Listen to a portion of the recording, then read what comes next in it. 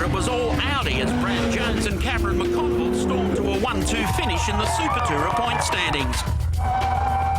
This season, Audi comes back to the pack with front-wheel drive and a new face in talented Matt Coleman, while Volvo has upped the stakes with a pair of S40s for nice guy Jim Richards and Mark Williamson.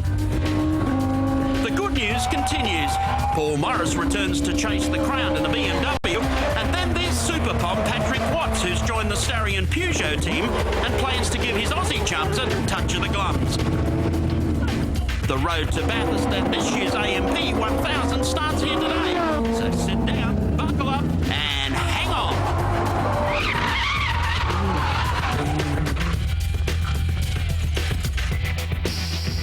Hello there, nice to have your company for the first of 16 races that constitute this year's BOC Gas's Australian Super Touring Car Championship.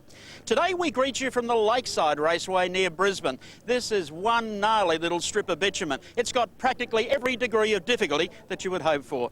The man standing next to me is one here, and he's been here any number of times. Back from Pleasantville, Allan Moffat. Allan, great to have you. Thank you, Mike, and hello to everyone listening. Lakeside is actually one of the most difficult tracks next to Bathurst. It might not be as long as Bathurst, but it's got a very fast kink in the main straight. A lot of circular corners that are actually not circular. They tighten up on the driver. A lot of torque steer through the corners, and a lot of dipsy-doodling. And it really does require a driver to be able to finesse the vehicle. What I liked about Lakeside was they paved this place 5 years ago and put the bumps back in it. Well, I don't think they ever got rid of the bumps, and it's actually very demanding in that respect. So the fuel loads will be critical, and certainly knowing that you've got your car straight for braking is very important here. In qualifying, there are always plenty of unknowns, but in this first qualifying session for the Super Tourers, the unknowns are greater than usual. The cars are using controlled tyres, and they've had very little time testing and practicing with them, and all that testing is being done in much hotter temperatures than today. And with the cold temperatures this morning, the question is just how will they perform and how fast will the cars be? No one knows. The questions about tyres may have been universal for the teams, but for the Audi boys coming to terms with just front-wheel drive instead of 4, the learning curve was perhaps steeper, and lead driver Brad Jones wasn't happy with 5th and 4th fastest times. The change from the Quattro's quite a large one. Even though the car's a bit lighter, it's still, for me and for the team, a lot to learn. You know, different driving style, different characteristics when we change the car. So we're on a pretty steep learning curve, but we're, you know, within half a second of the where we want to be, I guess, and we've got a pretty good race package, so we'll just see what happens. The Volvo team, now running 2 cars with greater factory support, was also struggling to match last year's times on the controlled tyres. Jim Richards was a full 2 seconds slower than the lap record he'd set in 1998. But with the 3rd fastest time, he was as outwardly calm as ever. We went as good as we could in the first session. We're finishing up third, but it's not a problem. Back into Super Tourer ranks after a year in Indy Lights in the United States, Paul Morris demonstrated his comfort with Lakeside when very early in the qualifying session he set some of the quickest laps of the day in his BMW, including a 53.151 that put him on the front row of the grid. We got balked on our flying lap and sort of wasted the grip of the new tyre, but you know, we're happy to be on the front row of the grid, and next session we'll get them. Everyone was curious about what the new driver to this series, Englishman Patrick Watts, could do in his green and gold Peugeot 406. He impressed everyone when after just 4 laps, a time of 53.004 put him on pole in his first appearance at Lakeside. I'm actually on pole. I can't believe it. I would have been happy to be in the top 3. We're leading. We're in the lead so far, but the race is to come. Here come the cars. It's not going to be too long before they get off the line, and we have the Super Pom, Paddy Watts, taking on Paul Morris on the front row. Well, he's got a super flame out coming out of the rear of the car, Mike. I think he's in trouble. He's pulled over to the side of the track. Well, he's got some difficulties. Yeah, he's stepping out of the car, so he has a major problem. What terrible luck for this team, because Watts has done everything right by them so far. Stand by, we're awaiting the start now. The BOC Gas's Super Touring Championship of Australia, Race 1. Paul Morris off the line, lights them up. Jimmy Richards gets a great start, and Brad Jones carries up, comes up on the inside as they head down towards the carousel for the first time. Yeah, great start by Jimmy. He's in the right position to come tight right here now. No one's going to jump in on the inside, although the Victor tried. Through the horseshoe of the cell. They have to keep it tight through the exit of this corner. There's one of the Audis not so tight. That was John Henderson in the Vector who came up and bumped wheels there with Brad Jones. He's in amongst the action, but that set Brad Jones back in the pack just a little bit as they race down to Hungary for the first time. Again through a left-hander here, very Henderson's gone off again. There you have it. You can't slide through the corner. You've got to stay on the tarmac. Well, I hope he can stay there, otherwise he's knocked more divots up than John Daly. Down the roller coaster, Brad Jones comes out of the corner. What happened back there, Brad? That idiot Henderson hit me. Have a look at the left side. Well, Brad has laid the blame clearly at John Henderson. He's got body damage there, Allan, so that's not the way you want to get started on the opening lap. No, and you don't want to be in that frame of mind either. Brad's got to calm himself down and concentrate on nailing the BMW and the Volvo in front of him. There he goes again. So John Henderson has gone out again with the Vector. He's parked down there. No, now he comes out of the carousel, car number 56. He's not having the best start to a day here at Lakeside, mate. No mistake about that. Here's our race leader, Paul Morris, going through. Time to check out some replays of the incidents involving John Henderson in the Vectra. Didn't get off to a great start, as you will recall, spending a lot of time off the track. Here's the first incident. Oh, yeah, a lot of mid-corner understeer. He's not staying on the tarmac. I don't know, his approach tack angle is not right.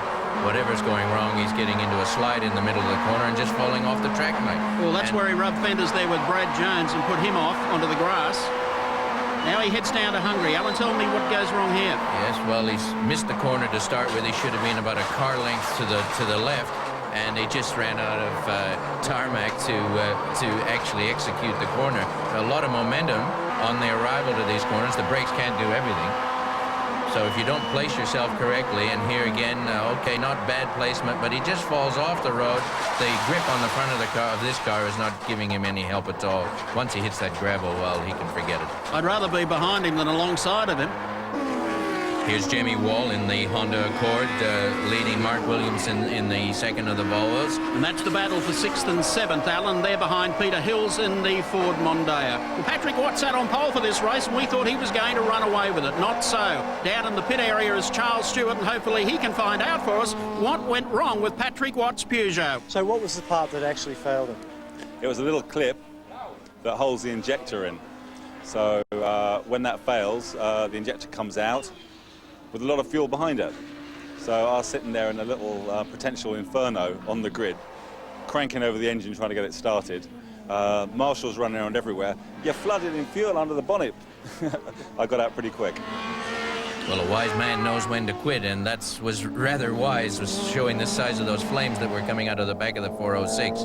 Well, here's a great move from John Henderson. Great scrap this between the independents, Troy Searle, Henderson and Anthony Robson. That's Robson just up in front of them. Henderson, after his problems in the opening couple of laps of the race, has settled down and starting to make a run towards the middle of the field. And also a fairly distant run for David Auger, who's one spot in front of them. Great inside pass here as he goes under Anthony Robson. So John Henderson doing everything right at the moment. Well, here's the view that Jim Richards has got, so you can see that Paul Morris might be settled down, but he isn't very far away from the Volvo. And these two, both of whom know Lakeside extremely well. Paul Morris has won every race he's ever entered here at Lakeside, so I think it's fair to say that he's doing all right. Williamson, right behind Wall, starting to get a little on the serious side now. The exit, here he comes up the outside. You've got to have enough stick to go on with it from here. He got him this time, and he can keep himself where he is on the right-hand side of the track. You can see there he went right up to the white line. Oh, and you wouldn't even get Ali McBeal between the two of them. Well, Jamie got a little bit rattled there, and boy, it was lucky that it was just the edge of his tire that hit that grass, because if he'd dropped that there at the speed he was going, he would have turned right straight into the wall. But good car control there. I think he has been struggling a bit with the Accord, and it was only a matter of time. You can see it understeering through the corner there badly. He's lost his front grip and just not as tidy a vehicle as the Volvo at the moment, and Williamson through. A pair of Toyota Carinas here, Malcolm Ray and Milton Leslie. They've had a race-long duel going here. They're not too far back behind them, about to put them a lap down. As we check out the Audis with Brad Jones and Matt Coleman, who's done a splendid job first time up in the second of the Audis. Here's Brad through Hungary corner, not taking any chances. Nice clean drift through the corner. Doesn't give that BMW any trouble whatsoever.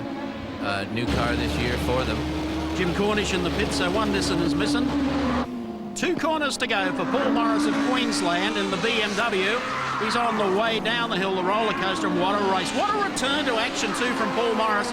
Indy Lights last year and back in the Tours this year. He comes out of the last corner, the checkered flag is at the ready. Jimmy Richards still doing the stalking, but the checkered flag will go to Queensland's Paul Morris. Jimmy Richards finishes back there in 2nd place. 3rd place will go to Brad Jones with the binoculars, and even further back, Matt Coleman in the 2nd of the Audis will finish back there in 4th place. Race number 2 of the BOC Gases Series, Patrick Watts right alongside Jimmy Richards. Black clouds starting to roll in here, so there is some concern about drivers starting this on dry tyres, and then the rain's coming after 5 laps.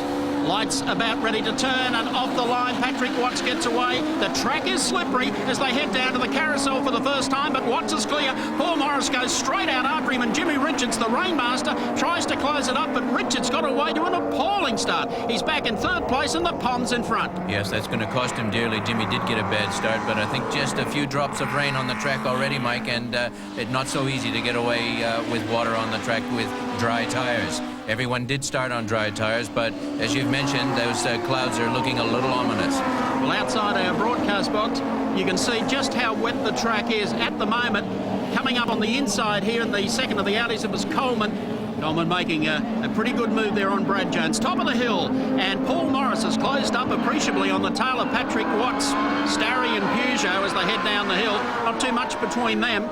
Here's Peter Hills of Sydney and the Ford Mondeo up to 5th. That's where he finished in the last race. They head down the front straight away, 1 completed. And the Super Pom, Patrick Watts is clear in the Peugeot. The Starion team car is well and truly clear of Paul Morris, and Jimmy Richards back there in 3rd. And some more rain starting to move in. Black clouds right over the top of our box as they exit turn number 2. Yeah, wiper's not on yet, but I don't think it'll be. There we go, off the... And this is a part of the circuit where you don't want to be guessing about your traction. It's very, very difficult through here in the dry, so these lead drivers won't be making any mistakes on this lap. Tires still not up to optimum temperature, so not even dissipating the water that is hitting the ground. The wiper's still ablaze through the left-hander here on the approach to the top of the circuit. Still important to make time up this hill, so that corner is important, rain or shine. Everybody seems to be handling it quite well. We haven't got a downpour on our hands, but obviously with the wipers running, you know that rain is falling. It's darkened up considerably here at Lakeside as Patrick Watts goes through. There's Morris. 3rd place, Jimmy Richards goes through now in the Volvo S40, and back behind him is Brad Jones in the Audi A4. We're riding with John Henderson on board as he comes up now on the outside of Jamie Wall and the Honda. Gee, that's not the place to pass. I don't think he's about to pass. He's gone off.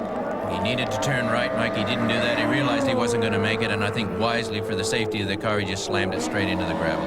Here's Peter Hills, model of consistency in the Ford Mondeo, car number 88, running in the top 6 in the first heat and in the second. So he goes to the top of the hill, been a consistent peddler and fielding 2 cars at most of the rounds. On board with Patrick again. Here he is going into Hungary, the left-hander up to the top of the circuit. Whoa, it's gone! He's gone. He's caught it and straightened it out. That was half a lose. That was a very good correction, Mike. And to stay in the lead, he'll be going to church tomorrow for that one. Well, it is raining heavier than it was when this race started, but here he comes gingerly onto the front straight. That was extremely well caught, and Morris wasn't able to take any advantage there. It cost him no time, and he's at it again. Look at this on the replay, how sideways he got the car on the exit. Dan straightens it out. Peter Hills in the Ford Mondeo as we head down the front straight away towards Carousel yet again down on the inside. Oh.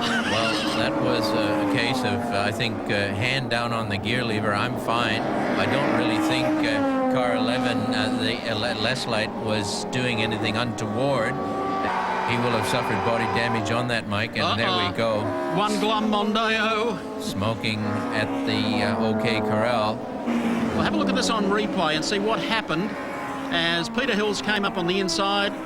of Milton Leslight. I think Hills thought it was his corner, and I don't believe really that Leslight was probably as aware of the speed at which the Mondeo was coming up. Coming into Hungary now for the final time. How close do you like it? Morris comes up behind the Peugeot. This could be close. Hop! I don't think he hit him, but this is the last lap. It's the closest thing to it. They run downhill for the final time. Paul Morris trying to look and see if there's going to be an inside gap open up. Patrick Watts comes out of the turn. He'll feint it across to the right-hand side, and they get ready with the checkered flag. And the super bomb comes down and tastes victory. What an outstanding drive. Patrick Watts, the winner over Paul Morris. A superb second race of the BOC Gasser Super Touring Championship. Well, Paul isn't grim anymore. He's got a win up in the Peugeot 406, and well done to the Starion team. Here's Jimmy Richards. He'll finish back in third place, coming across to take the checkered flag, almost putting a lap on his teammate. Then it's Brad Jones, the next one across the line in the Audi, and he's then followed by Matt Coleman.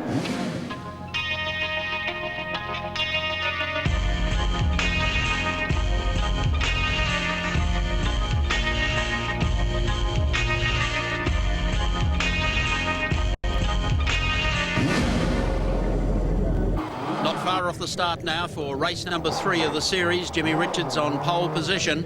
This is going to be a wild scramble. Paul Morris has to win the start here. Set to go. Off and racing in race number 3. And look at Morris down the outside. He's outgunned them and moved very, very quickly across to the inside to protect that part of the racetrack. Absolutely fabulous start. You talk about gun slingshotting, and he certainly did that. But he's got to be careful here now. Second gear corner. Round to the left, it tightens up. Jimmy Richards is outpaced Watts. Now Watts has said, no, I won't have any of that, thank you. Very tight maneuvering through those parts of the S's. Difficult part of the circuit. And now back up towards the dogleg and the first lap. Beautiful start there as they come up over the top of the dogleg, down into Momo corner, the left-hander. Race leader is Paul Morris in the Vasari BMW 320. Patrick Watts in second. Jimmy Richards is one spot back behind in the S40 Volvo. Let's see what Jim can do as they come onto the straight. No, he's not close enough this time to Patrick Watts. No, they're just getting themselves into top gear. Tires starting to get heated. And here's Watts, very close to Paul Morris. Not close enough, I might add.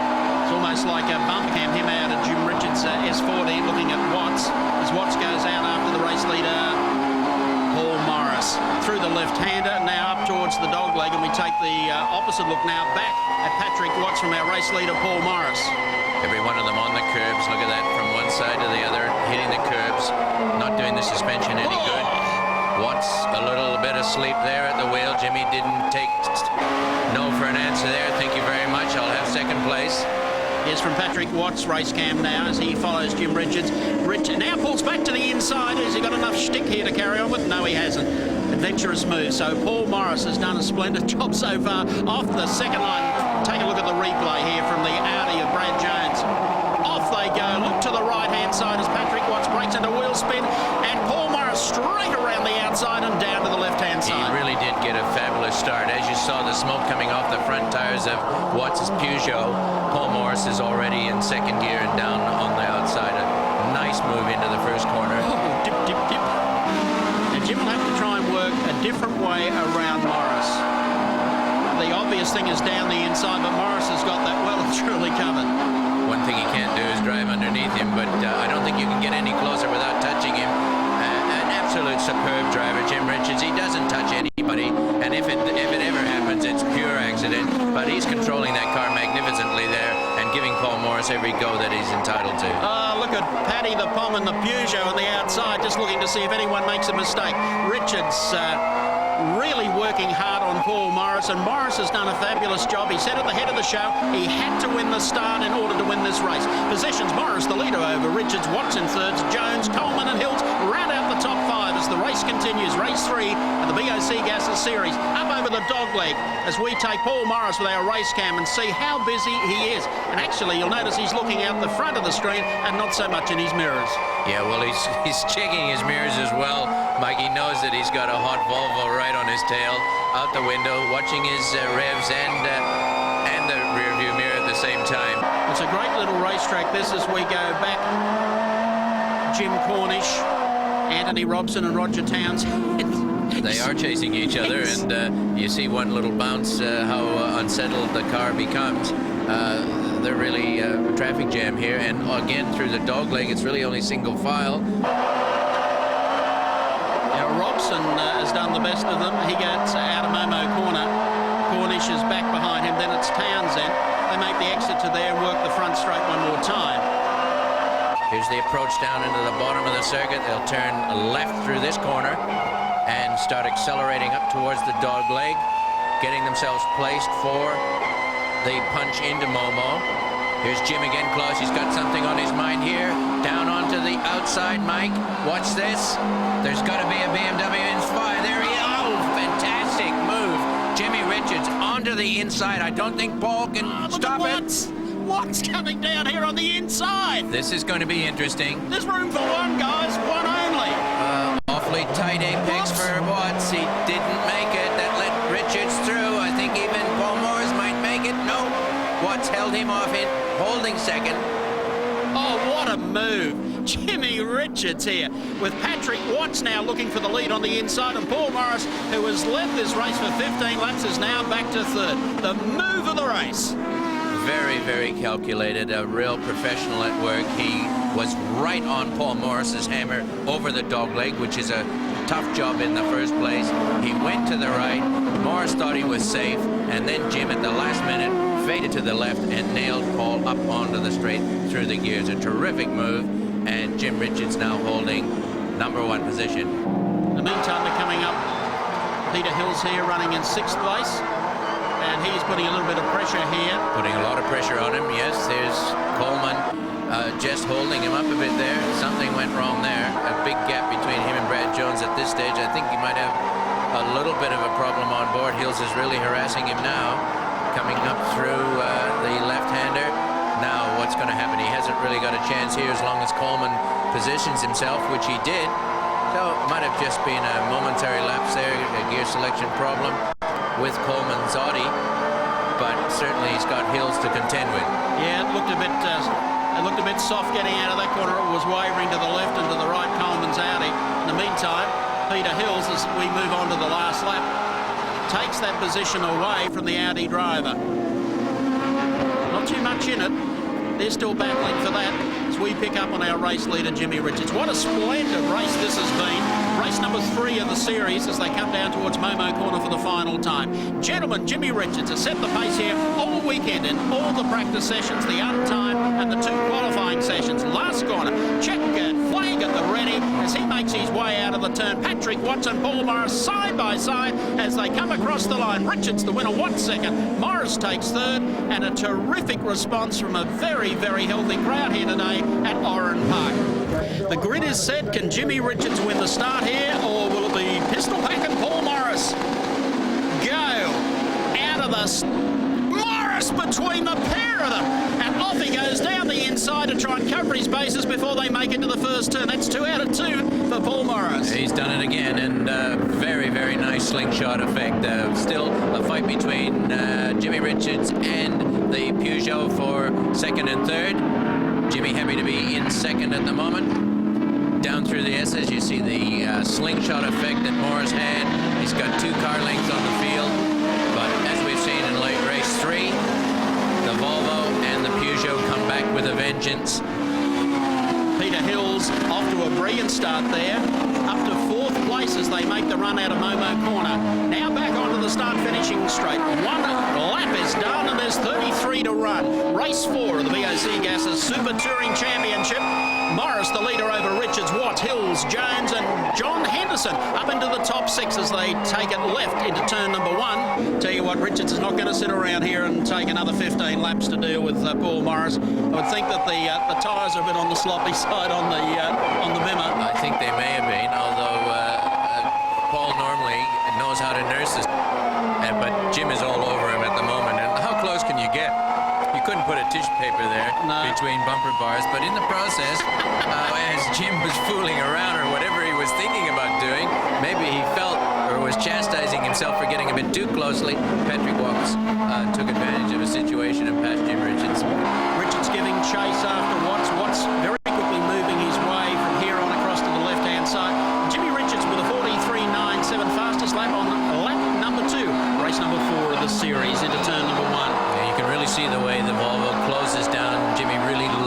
brakes. They obviously have got a very, very good braking package, and just exactly what Jim Richards likes, to go into a corner late and take advantage of the other fellow trying to find his way through the corner. So he's gaining again on Watts. He's not going to let that happen again. He wants to regain his position down into Volvo, and here he goes.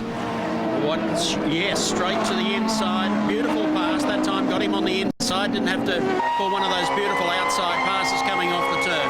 So Morris now from Richards, Watts, Hills, Jones and Henderson.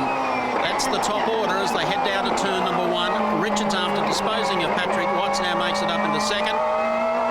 Paul Morris continues to lead in the Vasari BMW 320. It's John Henderson coming up in 6th place in the Opel Vectra. Sydney Police Constable. Trying to go left here into the bottom corner. Oh, hello, hello, hello. Brad Jones said no thank you. That allowed Coleman to slip through. So for the first time, young Coleman leading the boss in his Audi. Downhill, Jim Richards into Momo corner, getting onto the tail of Paul Morris. Morris out of there leaves a big opening on the inside. Jim right up behind against the slingshot. Now it's down to the inside, and I think Jim's there. Morris tries to cover it, but he's left the gap open, and through goes Richards on the inside. Morris will drop back to second as he heads down to turn number 1. Great move that from Jimmy Richards. Yes, he had that practice from race number 3. I guess it was only a matter of time before he pulled it again, but nicely executed. Paul Morris couldn't do anything about it, and Brad Jones is in the pit lane. Yes, Jones coming in, tyre problems there, probably as a result of that hit with John Henderson a little earlier that we saw on the entrance to turn number 1. Seen some great in-car camera work today in this event. It's far from over because Watts is working to the outside as they come up. Morris has got a problem. Bits and pieces of metal, oops, flying off the back of the car there. He's out of it now, Mike.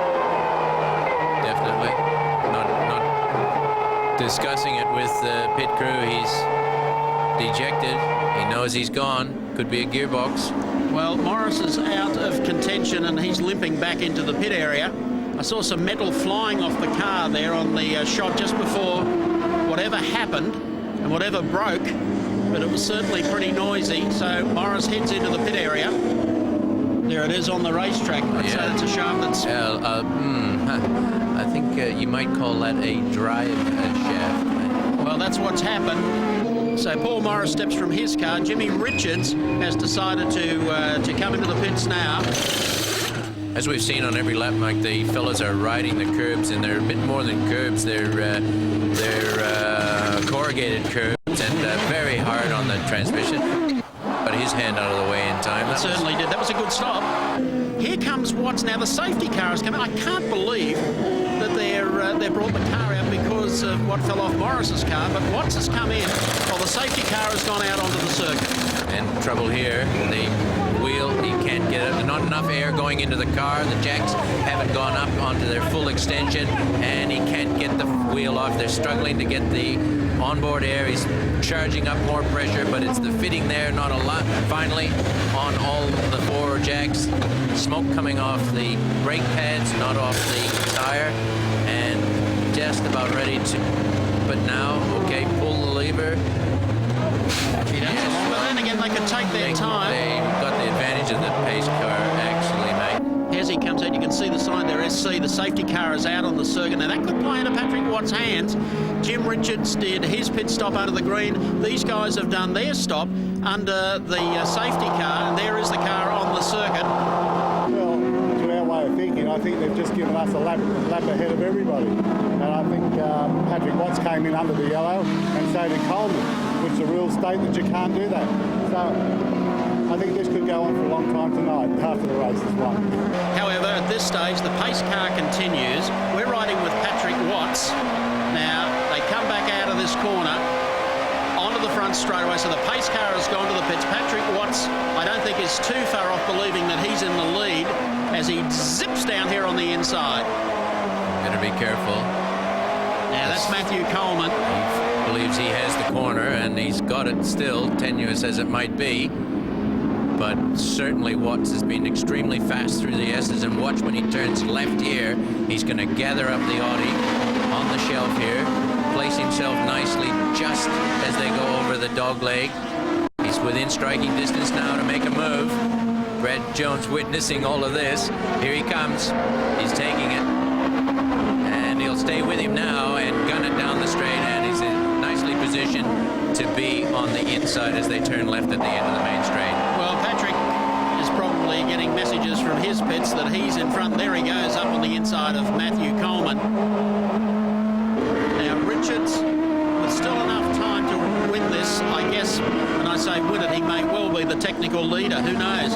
But he's got to get past Watts to absolutely be certain in his own mind that he's won this, because Watts was brought up by the pace car and sat behind Matthew Coleman. So there seems to be some concern between the officials who is actually leading the race. For our money, we think it's Richards and Patrick Watts running back there in probably second place. Up to the dog leg again and down towards the left-hander at Momo Corner. On board with Brad Jones, who wants to pass his teammate.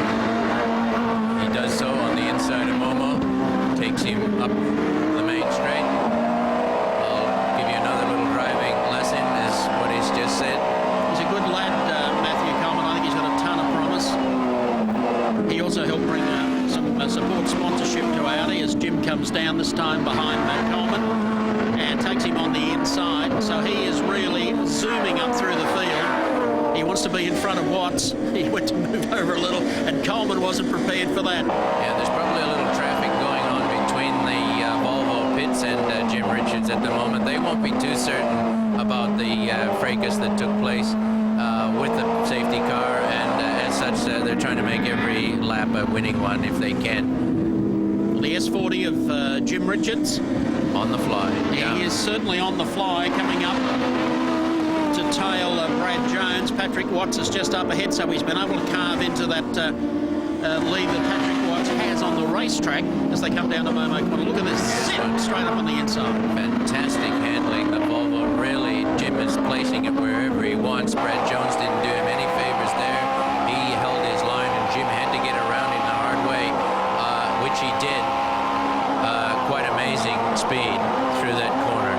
It's going to be a hard trot with only 3/4 of a lap to go. I feel sorry for Watts, who probably believes he is the race leader, and Jim has come back through the field to trail him. I guess the scorer's sheets will unwind this one for us later, but Patrick Watts, no doubt about that, he's going to be the first one across the line, and Jim will probably be the first winner to get across the line. Down to the last corner now as they make it into Momo Corner. Tight left-hander as they make the exit out of there. Checker flag at the ready, and across the line comes the Starion Peugeot, and right behind him will be Jimmy Richards in the Volvo S40. A couple of significant changes on the grid for this first round here at Malala. The most significant change being that of Englishman Patrick Watts, who's had to return to England for business commitments. Also in the Volvo team, driver Mark Williamson is out in the second Volvo, and in his place is Mark Adderton.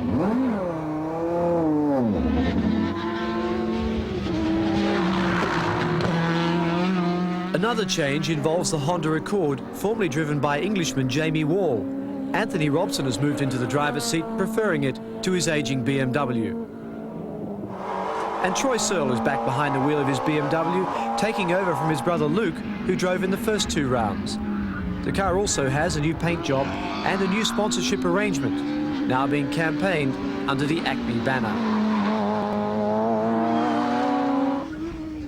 The conditions for qualifying were cold and wet, with teams switching tyres to match the weather. Early in qualifying, it was Jim Richards in the Volvo who set the fastest times. Shortly after, Queenslander Paul Morris took up the challenge and shaved a few tenths of a second off Richards' time.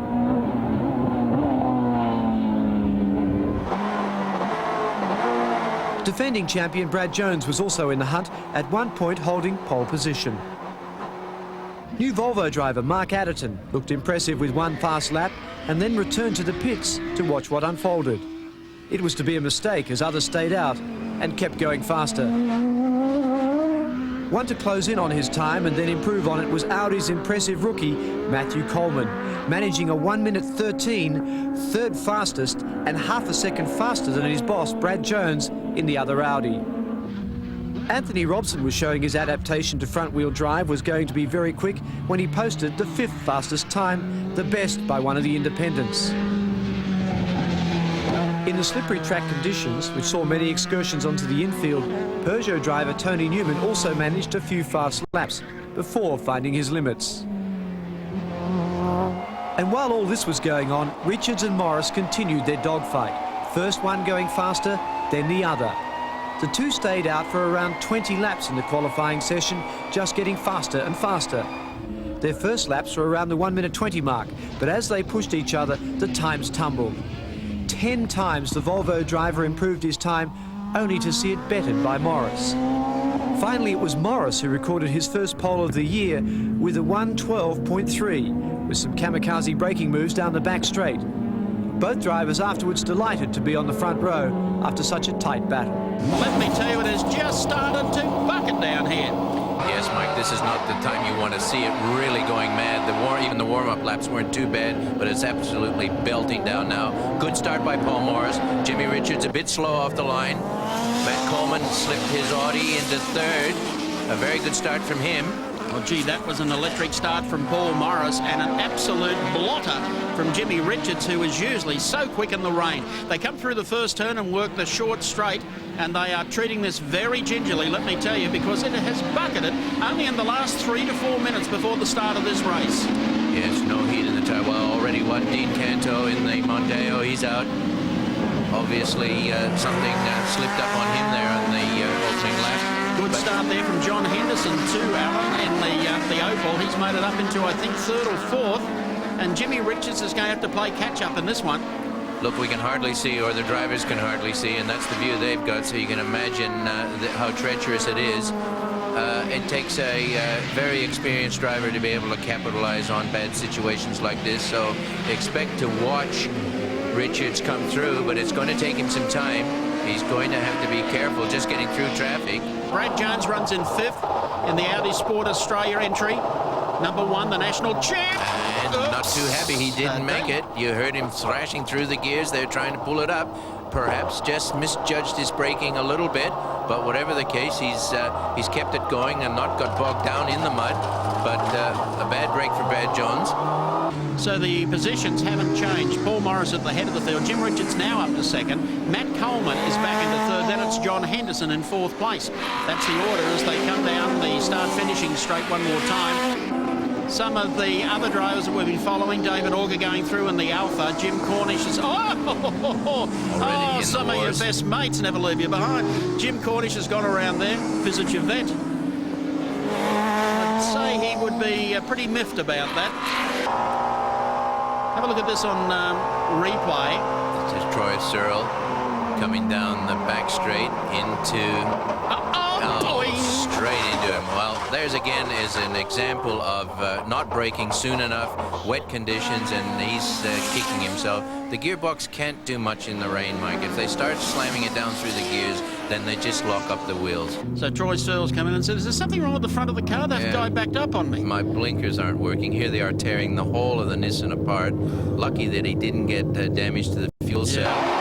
Here's Mark Adderton having his first run in the Volvo. Mark Williamson has driven the 2nd of the Volvo up until this race in the championship, and young Mark stepping into it. So he gets up, dearie me, a little of the same, wasn't it, with Tony Newman? It's a slight tap. In the rainy conditions, you could literally put your hand out the window and push someone with your little finger, Mike. It takes nothing to upset the car. So he's ranting and raving. What do you think I should do? Just go past me 1-5, please. Just go past me, but mate, 1-5, thank you. Go past him. Car steering all right? Oh, yeah. Oh, yeah. Well, it's steering as well as it's going to under these conditions. Please, I need you to go past me. Nigel, that doesn't look too good. You reckon he's going to be able to continue? Oh, I think he'll be able to continue, but I think we should do this interview with young Mr. Searle when he gets out of the car at the same time. I spoke to David and he said he just locked it up. Obviously, from him not running yesterday in the rain and experience, I suppose. Looks to have done a bit of damage, but there's nothing serious. There's nothing in the back of the car. The fuel system's still all right, so should be fine. He's calmed down a little, even in the interview. Well, there's Jim Cornish going through, and he's got Paul Morris about to put him a lap down as they make the exit out of here and run down to the right-hander. Whoop, and Searle is already going off the track in the same spot. Oh, I hope they don't get into warfare before the race is over again.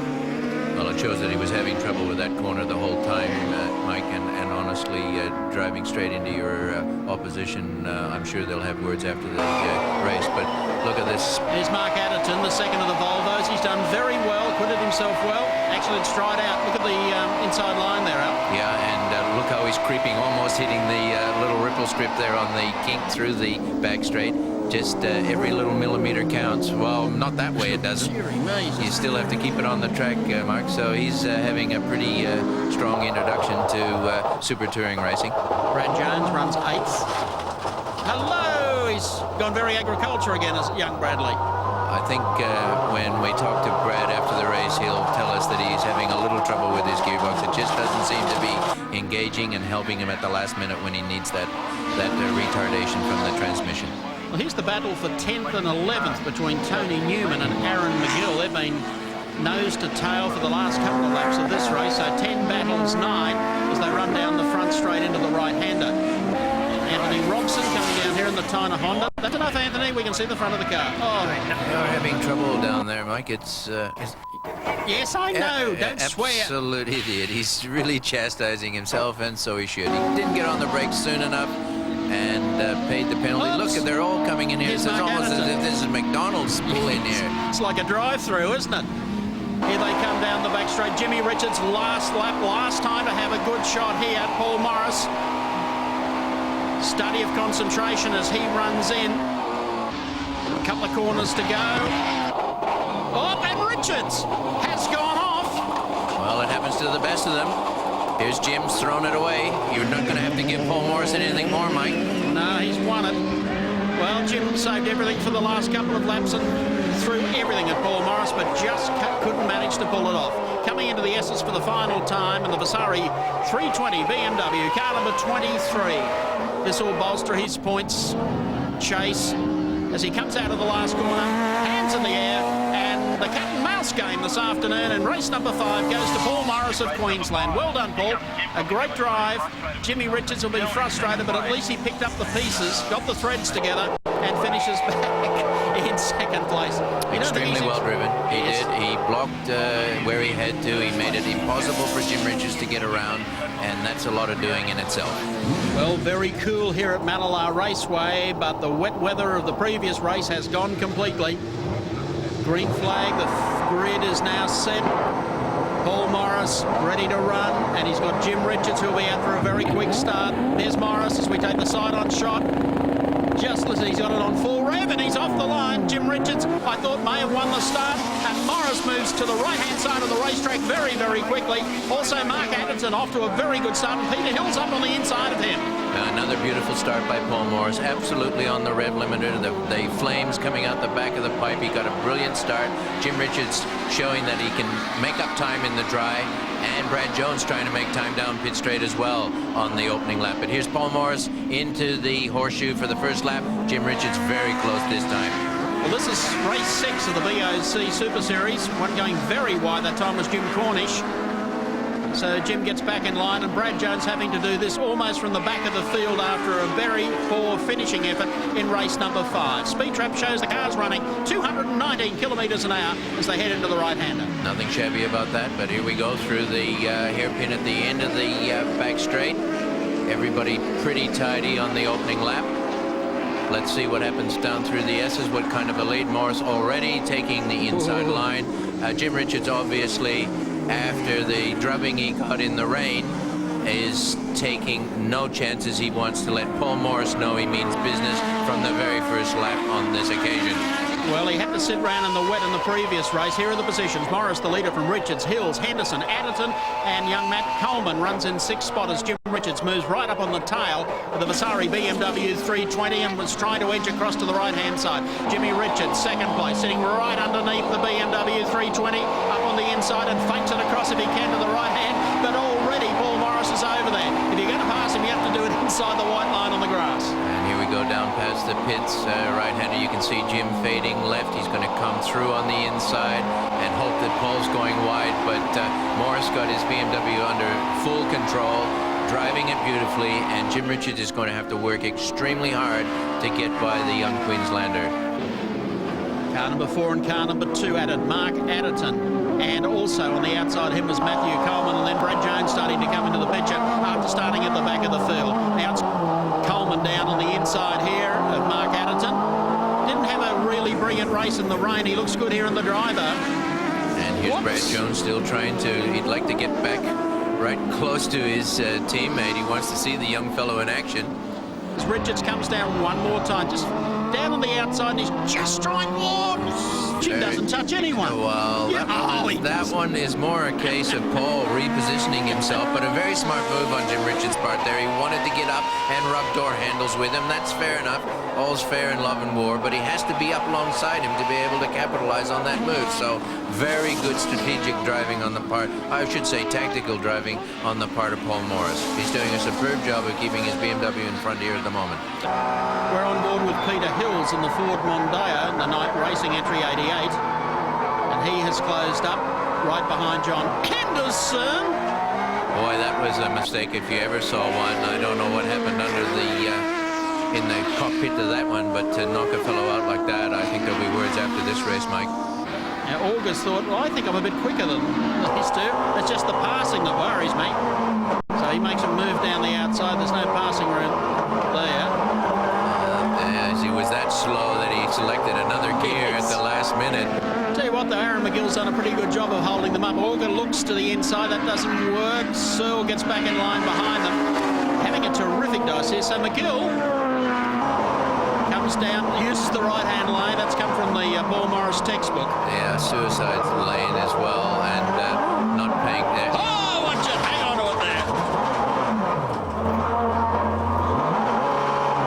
Doesn't sound too good there, and he's got to make sure that he doesn't bog it down in the infield, which is still very, very wet. Well, just a moment there or so for young Searle. This could be it. He's close now, Mike. If he's going to dart in, he's going to do it now.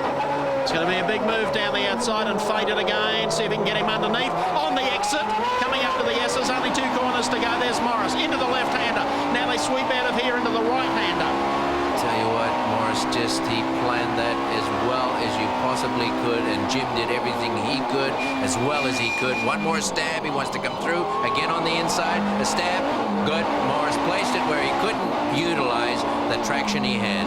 Last corner coming up, and Paul Morris is going to pick up the double at Mallala across the line. Checkered flag time, and Paul Morris with the arm in the air, 2 hands in the air.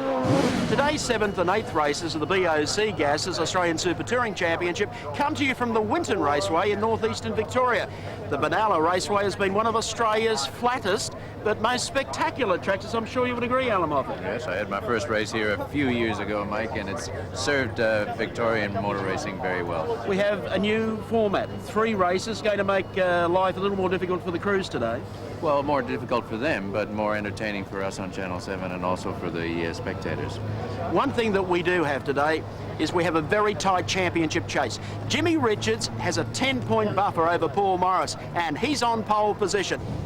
Well, it looks like we're about 5 seconds or so away from the start. 3 heats today. We'll be seeing 2 of them on today's program, and the final next week. A shocker of a start here for Brad Jones, who doesn't get off the line. Paul Morris splits them, heading down to the first corner, drops in to take over the lead. Jimmy Richards caught out wide, and a tap there we saw involving Brad Jones. It looked like Peter Hills.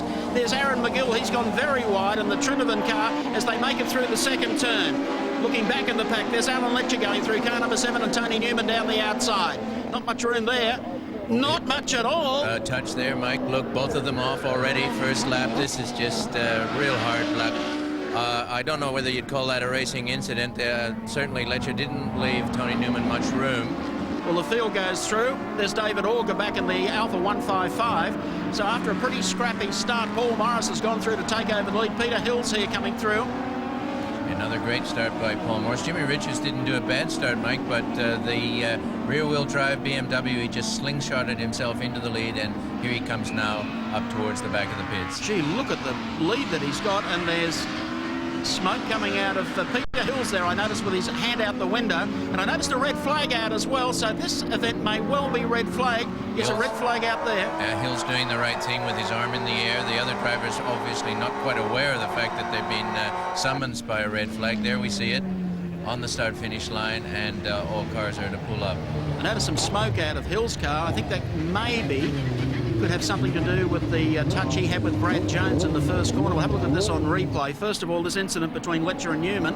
Read this one for me. Looks okay for a while, but I think really Letcher just seemed to go straight ahead, and Tony Newman thought he had the corner, but Letcher wasn't giving way, and through the water and that soggy infield, I think both of them land up getting bogged.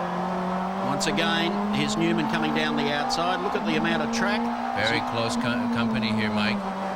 Yeah, I do believe from that vision, Newman thought he had it, but certainly Letcher wasn't giving in. They're a lot more aware of the start, and look at Jones. He's lit up this time, no mistake. A little bit of intimidation there for Jimmy. Oh, look at this, already into turn one. Even Morris hasn't got him, Mike. No, he said, come on, Paul, round the outside. I know this place pretty well. So Brad Jones leading there in the front-wheel drive Audi, and right behind him is Paul Morris. Then Jimmy Richards, one back behind them, and 56 back in the race, and that is John Henderson. So Brad Jones looking sharp here. Paul Morris couldn't get to that first corner and take over the lead, and that's where he's won a lot of races this year. Tony Newman back in the fray. Number 10. He's having a dreadful day. 2 starts, 2 laps, 2 bingos. This time, much more serious. Unbelievable. I can't believe that just happened. Well, it's been full of incident here today, Allan. Yes, well, it's been hard to get the race started, Mike, and certainly when you have this kind of demolition. Yes. Tony Newman, 2 laps. Let's look at the replay. Not altogether his own fault here. We've got the Volvo goes west via the number 44 Mondeo, and unfortunately Newman wasn't quick enough to dart to the right into the infield. He gets my OPSM award for that one. Yeah. Drivers are reluctant to dart into the infield, Mike, because they can get bogged, and I think he just, that one did catch him off guard. And he, pretty savage thump, you felt that. It was savage. So Clark, of course, is elected to try and keep them formed up.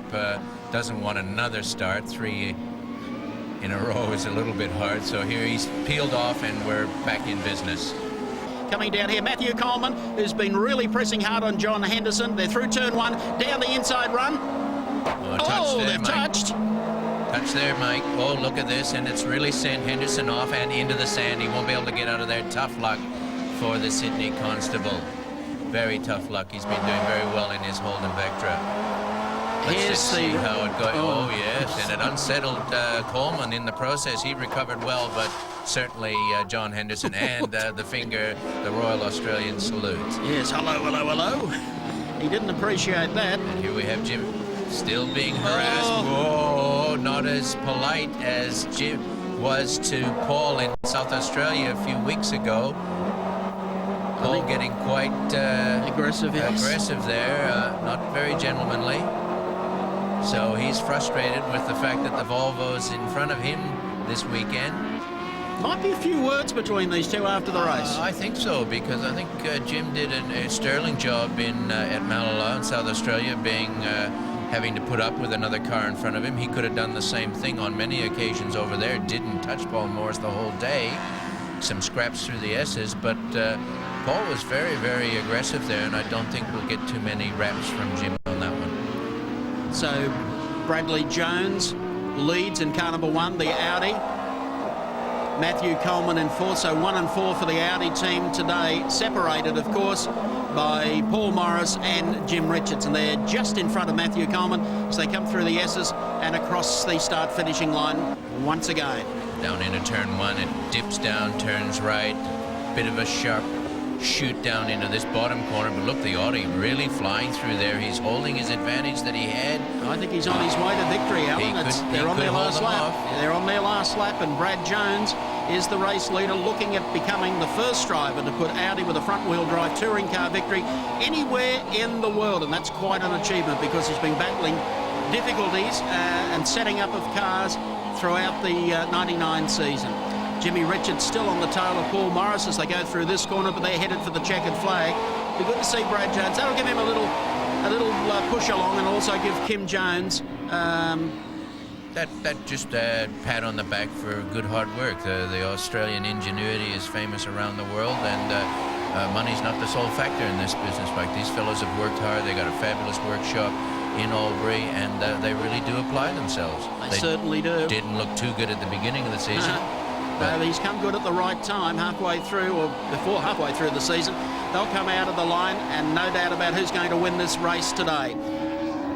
Jimmy Richards is right on the tail of Paul Morris, and they sit well behind our race leader, Brad Jones, who comes into the S's for the final time. One more corner. He's not going to do much about Morris unless he taps him, but it's checkered flag time, and congratulations to Brad Jones in the Oryx Audi, who goes through to lead Paul Morris. Next behind him was of course Jimmy Richards. He's not happy much, is he? Well done, Brad Jones in the Audi. We're just about set for the start. This is race number 8 of the Championship Series. Can Brad Jones make it 2 from 2? Paul Morris off the line in company here with Brad Jones. Oh, and a coming together of the 2 Ford Mondeo drivers, Canto and Peter Hills, as they get into the first corner. And I tell you what, Alan, I think they involved Richards in that one as well. Yes, there was a skirmish there off the line. It wasn't all one-sided. I think Jimmy Richards did get wounded in that melee. He's dropped well back. There he is, coming through turn number 2. So Jimmy Richards has suffered some damage to car number 3 tyre. Right. Could be rubbing there on the guard. Right front tyre puncture, I think, mate. Just what you want when you're chasing a championship and you start of the day 10 in front. I think Jim definitely got worked over on the start. Yeah, Morris, Jones, Coleman, Hills, Henderson and Newman. That's your top 6 as the Trinidad car goes through. We'll have a look at this and see what happened. This is out of Peter Hill's car. Oh, he's got a hit on the side. He's already reaching for correction on the steering. Doesn't actually show us, but I think... yeah, from Jim's car, this will show you. So Jim gets off the line. Not too badly, actually. Oh, man, he was just the meat in the sandwich. Yeah. So here's Adderton coming up to put a little bit of pressure on Peter Hills. They're going into the left-hander, so Adderton's going to do it tough there. It's cost him. Yes, it did too. Bit too... Oh, that's nasty. And now he's lost his front spoiler. Hard on the under tray. That's not very good tactical driving and leaving the pieces for the other people to ride over. He hasn't got to make pit stops. He's just throwing the parts off as he goes past the pit. Fortunately, not the highest speed circuit in Australia, so that under tray might not bother him too much, but that was a bad move. Here's the replay now. Hills is on the inside, right in on the green stuff, so he was always going to lose it there. Then he caught it, and he goes straight ahead here. Where Henderson goes, we can only guess. Zip straight around the outside.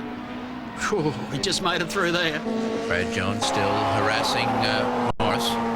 He'd like to be one stage up, but at this stage, as we heard from Kim Jones earlier, they're really concentrating more on getting the fastest lap of the day so that they can get pole position in the 3rd race. And whether they're happily in that position or not, we're not certain. But Brad, not close enough here to really nail Paul yet. Not Volvo's day, and definitely not yours, is it? No, we're definitely having a bit of a shocker. The guys got the car back together, and it was going really well. Unfortunately, we had a few little bent parts in there that were had to be left. But yeah, something's given way down the main straight here, and I went straight ahead and tore the spoiler off. So better than sticking it in a wall, we called it a day. There's the gap between our race leader Paul Morris and Brad Jones. Peter Hill's going through in car number 88, the leader of the Independence Cup in the BOC Gases Series, and behind him is John Henderson. So a little bit might not be for too long if Peter doesn't get a little bit more control out of his Mondeo. It was really starting to shake a lap or so back, so I'd say he's losing some traction, and that's enabled Henderson to make up the gap, Alan. Yes, he's losing tyres on the front end. It's not fair to blame the car totally. These fellows are all on the Yokohama-controlled tyre. If they don't nurse them to a certain degree, then they start to lose traction in the front, and that was a classic example. This will be a good test as they come down towards the S's. And whoa, he's gone now. Well, Peter, he showed us in the second last corner that he was having difficulty, and it just manifested itself again on that corner.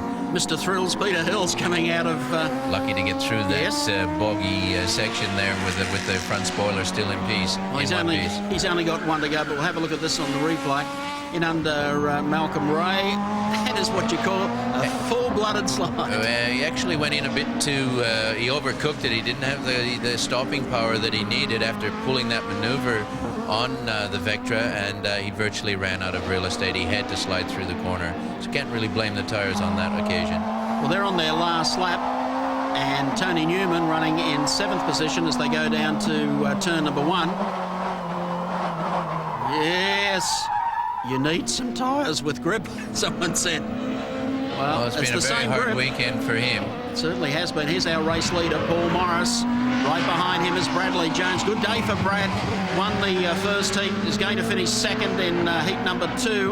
That'll help his championship hopes. They come down towards the S's for the last time. So Paul Morris has been an electric starter. That's the way it happened in this race today. Comes into the S's. Checkered flag is at the ready as they make the exit out of that corner and across the line. So Paul Morris goes on to win race number 8 of the Championship Series. Brad Jones back there in 2nd place. Race number 9 of the series. Everything just about ready to go. Keep an eye on Paul Morris. The engine revs come up. Brad Jones on the inside, racing, and Morris off like a firecracker.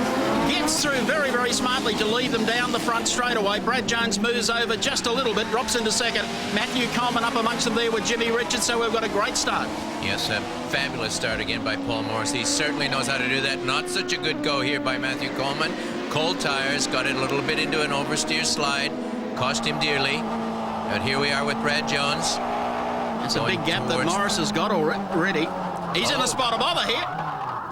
The Audis, obviously, tires are bothering them here on the very opening laps. Both drivers having difficulties. Oh, gee, that's not what Brad wanted today. Deficit for Brad to catch up now. He's thrown that position away. Malcolm Ray coming up on the inside of him there. So Brad Jones has dropped back about 6 or 8 positions. And he'll have to fight back through the independents there as they go through. Searle there, Auger as well.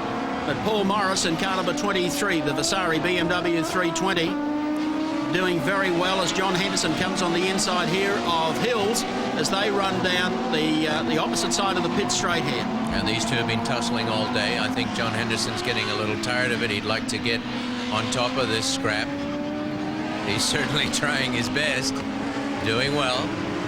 Oh, he's trying a bit too hard. Oh, just kissed the tyre wall. You have to stay on the tarmac, Mike. Oh, dearie me, how close was that? Dean Canto coming out of that pit turn. Almost got the edge of the concrete wall. Jim Richards, 3rd position. Down the short chute, right-hander. He's moving up with his teammate here, Mark Adderton. Goes to the outside of him. Like a flash. Good race cam coverage there from both Volvos. Peter Hill's a long-time supporter of this championship and current points leader in the Independence Cup. He also saves on rubber, doesn't he, on that Yokohama? You'll be able to use that one, another one both sides. So that's a pair there that could be used for testing next week. Morris comes in, and closing up behind him is Jimmy Richards as they take their compulsory pit stop. Good strategy here, Jim, following Morris, realizing that whatever he has to do, all he has to do is better it. So let's see what happens. Yep, 60 Ks. Timing on the pits. This will give you an idea of how quickly they change a wheel and tyre. Richards' crew have been drilling here over the weekend. They are very, very fast. That's the difference. Away. Just look at that. 3 and a bit seconds makes the difference. And Jimmy Richards will come onto the front straightaway again as potentially the leader of the race. When everyone completes their compulsory pit stop, you'll find that it'll be Richards over Morris. And there's the Audi team coming out with Matthew Coleman in car number 2, the Oryx Finance machine. So he's joined back up, and we'll have to wait and see as it unfolds whether or not it's been good to Brad Jones. Aaron McGill there in the Trinidad number 9 car, and Luke Searle, they've been at it since this race started. They're having a terrific dice as independent cup drivers. In the meantime, Jim Richards and Paul Morris, they're the position 7 through 12. Hills, Robson, Orgum, McGill, Searle and Newman. That's your top 12 from 7 back midfield. Most of those drivers are the independents. They produce very, very close racing. If you like your racing tight at the front of the field, here's Paul Morris just blipping away with the lights for Jim. Can't get any closer than that without being brought up in front of the stewards. And cost him dearly. He went in on the grey matter there. Yes, very hard to be so close to your opposition. You got to be right on the metal, and Paul got a little bit wide into the grey matter there where the track was soft, and it cost him. It's certainly taken the heat off Jim Richards now. So Brad's holding back. There's no point of getting involved in an accident here with his number 2, so he lets him get clear. In the meantime, this race is well and truly run out of laps. Jimmy Richards in the Volvo S40 coming out of the last corner now across the line, and he thoroughly deserves his win in race number 9 of the BOC Gases Championship Series. Second place will go to Paul Morris in the Vasari BMW. Here comes Pistol Pack and Paul out of the last corner across the line. And in third place will be the second of the Audi drivers, and that will be Matthew Coleman.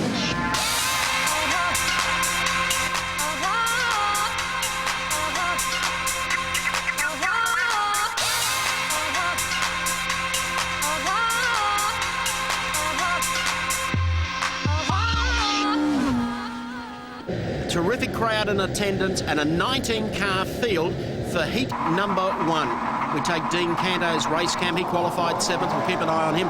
Aaron McGill in the Trinovan Mondeo is also carrying a car. We're set to go. Paul Morris, can he win the start?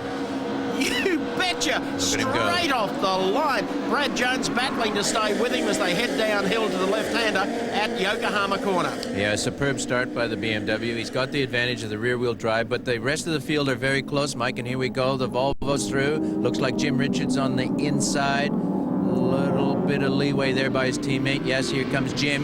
He wants to get right up on the tail of that car in front of him. Well, look at the gap there as they come through this section. Yokohama Bridge in the background as they work the back side of the course at Oran Park. This is the short circuit, the South Park. The Trinovan Mondeo going through there on the inside as we take Aaron McGill. He's running 10th at the moment. Up and over and down towards Speedline. See whether he can get down here on the inside of David Auger and the Queens. Oops, a little touch there. Dicey. Not intentional, I don't think. The Alpha did seem to slow a little bit in the corner, but all and everybody scrambling to stay in the slipstream. The order is Morris, Jones, Richards, Coleman, Adderton and Hills. That's the top 6 after the completion of the first lap as they work Yokohama corner and onto the back part of the course again. Fading through the left-hander. Now he wants to get himself just right here. He'd like to dart down the inside if he can, if he's got enough momentum. That's exactly what he's about to do, Al. And he gets up on the inside. Very clean pass as Jim Cornish gets one more. So that drops Anthony Robson back to the tail of this great scrap between the independents. It's certainly been a dice worth watching because Paul Morris is running away with this one. Canto running 7th, then it's Newman, David Auger, Aaron McGill, Troy Searle and Mark Zonneveld rounding out the top 12. Here comes Richards setting him up almost for an inside pass as they come through the dogleg. Down on the inside comes Richards alongside Brad Jones, and a little touch there in the door as they made the exit to that corner, and Jimmy Richards and Brad Jones now side by side as they come down the front straight heading to Yokohama corner. Jim's got the line for the next turn, the left-hander at Yokohama, so he'll go through now to take over second in the race. Paul Morris, who started this weekend 1 point behind Jim Richards for the championship, got fast time yesterday. That made them dead level going into today's championship round. And coming up with the first heat win here today is going to bolster his points, and Paul Morris will go to the lead in the championship. Last corner coming up through Speedline for the final time. Checkered flag at the ready, and Paul Morris and the BMW, the Vasari machine 320 across the line to taste victory. Race 11 of the BOC Gases Super Championship Series just about set to unfold at Oran Park Raceway. Get set. Have the feeling we're going to have fireworks here, all before a huge crowd. Tony Newman carries one of our cameras. He's back in the pack. Paul Morris looking for a start. Gets another good one with Jim Richards on the front row, and away goes Morris. But just look at Peter Hills here in the Signature Security Mondeo. He's got away to an absolute blinder. Comes down the inside, and he'll drop into second position at Yokohama corner. A little bit of creeping by both cars on the start line. I hope the Clark, of course, isn't too hard on them. They both actually creep together, so he may discount both faux pas. But a good start again by Morris. Jimmy Richards up on the inside here of Peter Hills and gets through to take over second. Then back behind Hills. I'll tell you what, he's got them all stacked up after that brilliant start. He's in third, but there's a couple behind him and a lot of work to do. We take the race cam of Brad Jones running 4th in the pack as they drop down into Speedline corner. And here he comes up on the inside of Hills, looking for third place as they make the exit. down the front straight away, and Hill's giving nothing away. Look at this for a drag race. Hill's in the signature security Mondeo, and on the inside of him it's Brad Jones, and nothing between them. A terrific move by Brad Jones as he came up through speed line, but certainly competitively the Mondeo is holding his own. A good run there by Peter Hills through the left-hander. Yokohama at the end of the straight, about 80K. They build up to 135K through here, up to about 160K. Left-hander down to about 120, and now up onto the shelf, and they'll hit the dog leg doing 170K. As we go on board with Matthew Coleman, he's moved up a spot. He's now into 5th, and he goes down into Recaro corner. He's going for it. He's going to try and take him. No, touch for sure. And comes off second best in the process. Adderton still leading the Audi down the main straight. Wisely over to the left-hand side, guarding his position for Yokohama. Matthew Coleman there that we saw. Not too often you see Matthew doing a gouge, so the two of them just kissed on the exit to the last corner. Mark Adderton doing a pretty good job in this. Looky here, we've got a great race going up front because Jimmy Richards, after a couple of quick times, has now moved up on the tail of Paul Morris. That's the fastest he's been and the closest he's been to Morris in 2 races here today as he zips down on the inside, expects the treatment that he got, and that was closing off all the options. Very good driving. Yeah, back in the pack here, Jim Cornish coming up. Now, it looks like Dean Canto has got back through the pack just a little bit, and he's caught up in this great scrap between the independents as Luke Searle brings them out of that turn. Jim Cornish right behind him. So Cornish, Dean Canto running 12th on the road at the moment as he tries to get out of this scrap and get back on the tail of the leaders. Up alongside the Nissan, down into the bottom corner, should be in safe bet here. He is. But the Nissan driver, oh, how about that? Thank you very much. And instantly bashes his front. Oh, and he's laying oil too, Al. Look at that. He's definitely hit an oil cooler or something there in that process. He's in trouble already. Look at this. Smoke coming through the cabin. I'll have to send the bushfire alert out here. All over his wheels. He's having trouble controlling the car.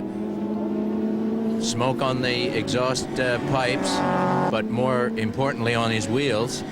They'll be coming round onto the oil line here very quickly as Morris, the race leader, and Richards settle in for their terrific dice up at the head of the pack. Matthew Coleman 5th on the road at the moment as he comes down, and right ahead of him, Adderton's lost it. He's gone. He's hit the oil too, so it's not really his fault.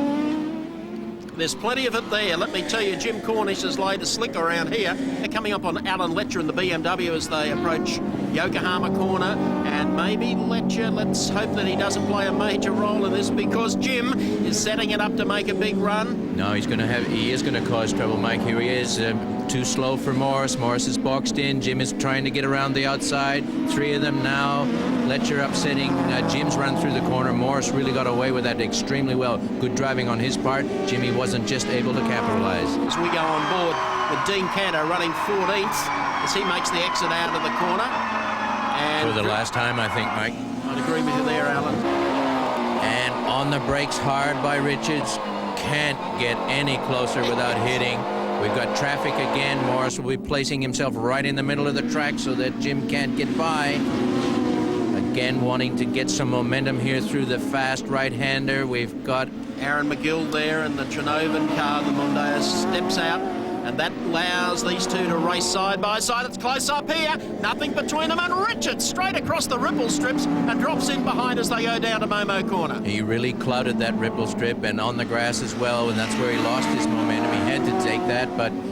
Oh, and a bad sportsmanship play coming out there for Paul Morris. Well, the stewards have thought weren't entertained by that jostling. I think they're being a little bit unkind on Paul. He was in the middle of the track. Jim took his excursion at his own risk. I'm sure we'll hear a little more of that as time goes by. In the meantime, with just under half a lap still to run, Paul Morris comes through this turn, working his way to the dog leg, and Jim Richards is right back on his tail as they head up over the top. Then it's back to Brad Jones. Downhill now for the final time as Richards zeroes in on the tail of Paul Morris and gives him one for old time's sake. Maybe they'll hang one out for that too. Last corner coming up, checkered flag at the ready, and Paul Morris in the Vasari paper products machine gets across the line just barely from Jimmy Richards. Back there in third place was Brad Jones in car number 1, and a very entertaining race 11 of the BOC Gases Super Championship Series for 1999. Mike, some late news from the grid. This is position number 2, where the Volvo of Jim Richards should be, but it's been a late withdrawal. Apparently during the second race on this day at Oran Park, Jim Richards ran off the track in his fight with Paul Morris, ran over the ripple strip. It has pushed the sump up into the engine, cracking the block. They've only just discovered it, and they've decided that it's much too dangerous for the car to start. It wouldn't finish. Well, thanks, Chuck. And I think we've got some more problems down here with Matthew Coleman, who's trying desperately to start his Audi. Back, back, back! I think he may have fired it there. No, now he's got it going. He's all right.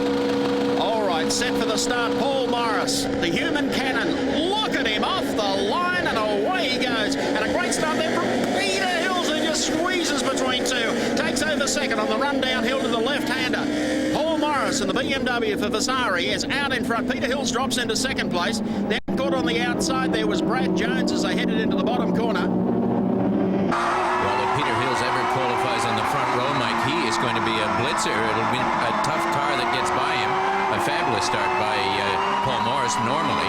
And a good start there too from Dean Cantor. We were riding through the pack there as he passed Tony Newman on the inside. Aaron McGill goes up in the Trenovan Mondeo on the right-hand side, but that's not the run for the next turn.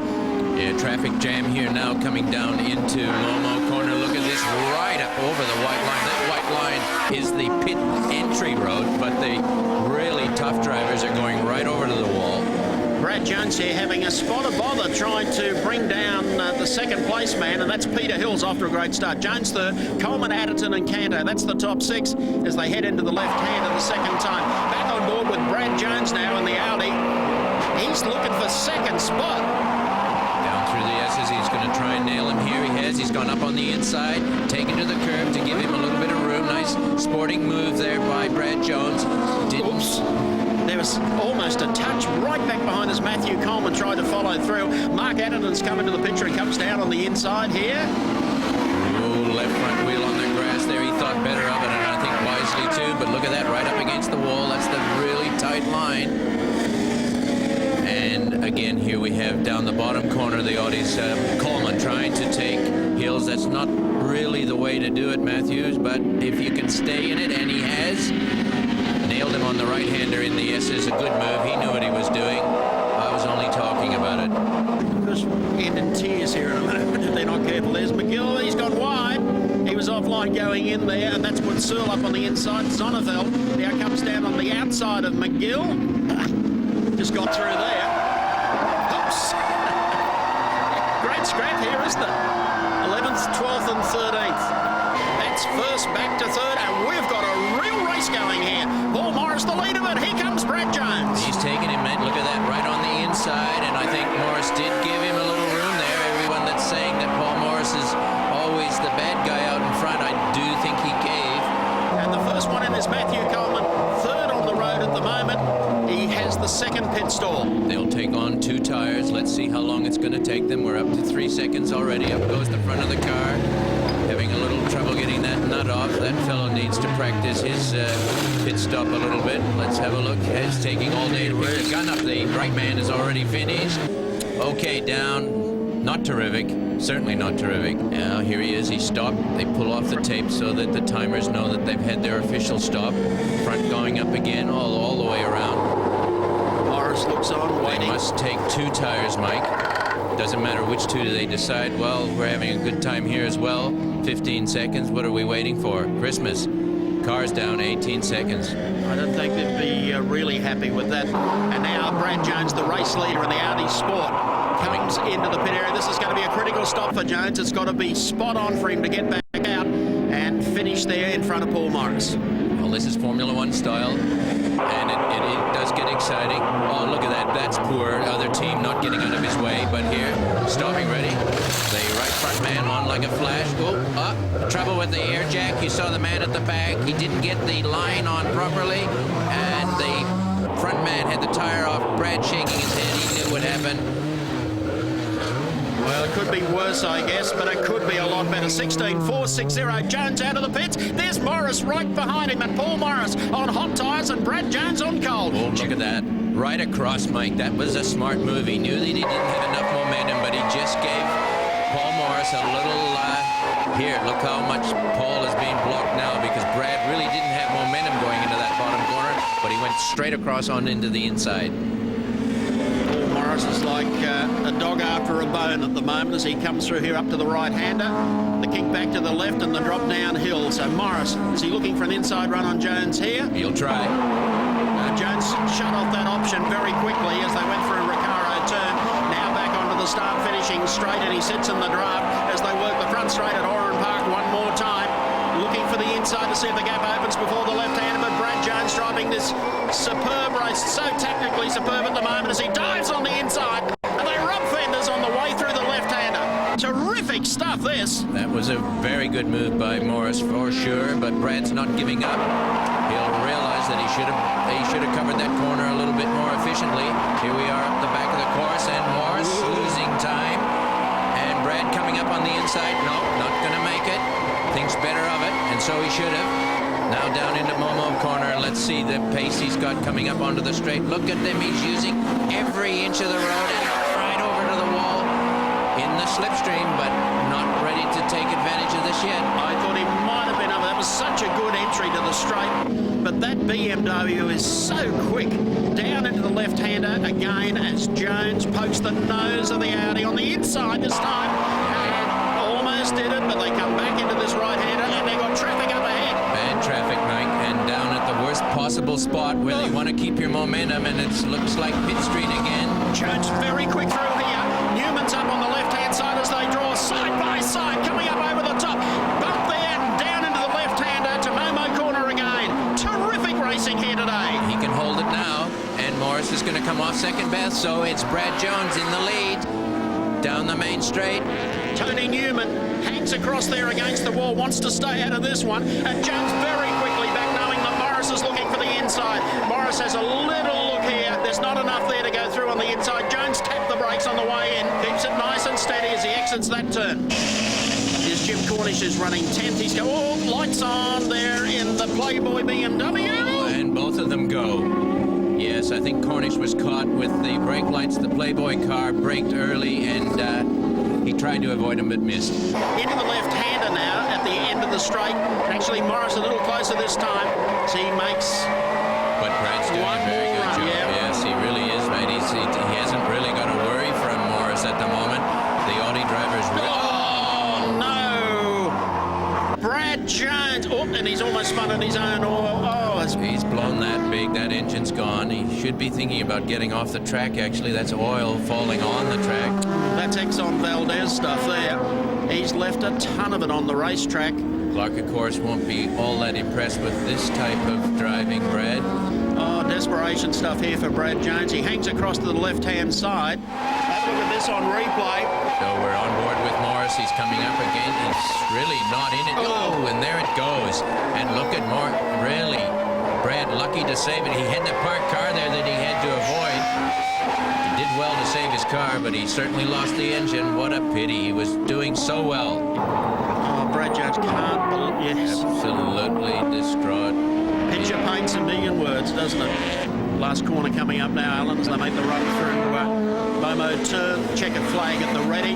Paul Morris, car number 23. Started on the front road, trailed Brad Jones, but picks up the checkered flag and wins the race. Probably the best race of the series so far.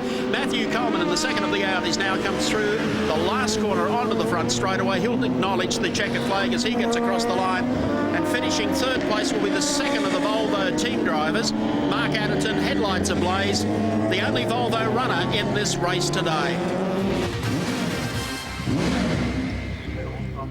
The pace setter for every practice session had been Volvo driver Jim Richards, but Audi's #1 Brad Jones surprised everyone with a blisteringly fast lap early in the half-hour qualifying.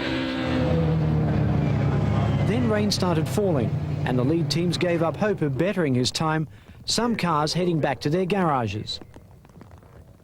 All who did then had their qualifying times disallowed because the rules state they have to remain in the pit lane until qualifying ends. 7 cars, including the Volvos, were relegated to the back of the grid, meaning that instead of starting from the second row, BMW's Paul Morris moved up to the front, alongside Jones in the Audi, and Richards went back to row 5. For Morris, it was a bonus after his success in having the Volvo protest from Oran Park dismissed. Just about set to go. Engines at full rev.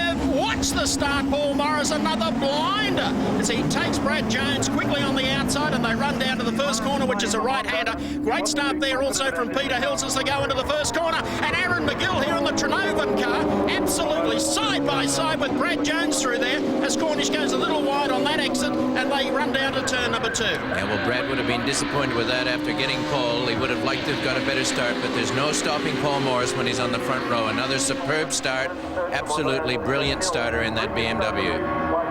A great race here, the second of the Audis coming up, and Matt Coleman trying to fend off Aaron McGill here in the Trinovan Mondeo. Gets around the outside of them as they start to straighten up for the next turn. Most of the corners and most of the straights look about the same here at Queensland Raceway. Very, very flat indeed as we go on board with Mark Adderton, running 6th on the road at the moment and coming up here on the inside. Just ahead of him, I think it's Peter Hills who's giving him a pretty rough run, and Aaron McGill 1 spot in front. Yeah, he's in the traffic at the moment. He'd like to get by these fellas. Here he goes, fades to the left. He's got to think twice because he's got 2 cars coming across on him, so he decides to go to the right. This isn't going to be good. A little nudge there. A little unsporting, nevertheless. They might have a little chat in the pits after they race about that. Tell you what, take nothing away from McGill. Look at this. You give him a slap in the side of the door and he comes back and out drags it down the next chute. Gets right alongside Adderton and passes him as they go into the right-hander. I don't think that sat too well with Adderton, who now moves up, little gap there. Couldn't get through there, sits right on the tail. And Jimmy Richards is honing in after starting at the back of the pack. Richards will do well here in time. There's the vet going for the grass. You can't take to the grass on a high-speed corner. Lose traction instantly, Mike. Certainly can't. Give him a pill for that. Into the next turn, and here is Paul McGill under pressure again. Richards to the outside, and his team partner Adderton is right up here. Now swings across. They're going to make it terribly tough. Sort of a sandwich here as they run down the straightaway. Jim gets through. Here's Adderton, still sitting on the tail, dives to the inside, but it's... Another bang. He's really quite... there's another one to finish it. He's not very happy about all this. He's unsettled, trying to get through. He wants to stay with Jim Richards. He'd like to learn what he can by staying on Jim's back bumper bar, and that's a very good place to be learning. And David Auger into the pits already. Problems here. Carrying some Olympus sponsorship. There's the problem. He's had a coming together with Searle by the look of it. Here's our replay going into... straight into it. 2 hits for the price of 1. That hurt him, so he's bashed up something in the front and put out Searle in the process. Into this turn, Matthew Coleman, as he makes the exit. Some oil there, so all does not augur well and augurs oil. Very well held, though. And, just missed that tire barrier. Very well held across the grass and quickly jumping back into the traffic stream, but he's lost his momentum. Down through the gears here now for the right-hander. Brad's pretty wide, and it may just give Jimmy a chance here on the inside. I think he's definitely got him. Here's the view from Brad's car. Oh, yes. Gone. 3rd place for the Audi driver, and Jim has got the BMW in his sights. Yes, as easy as Jim made that look as Brad went up on a curb going through there. I think Paul Morris might be in for a hectic run to the flag here. Richards just gives Brad a wave. Courtesy wave, quite decent.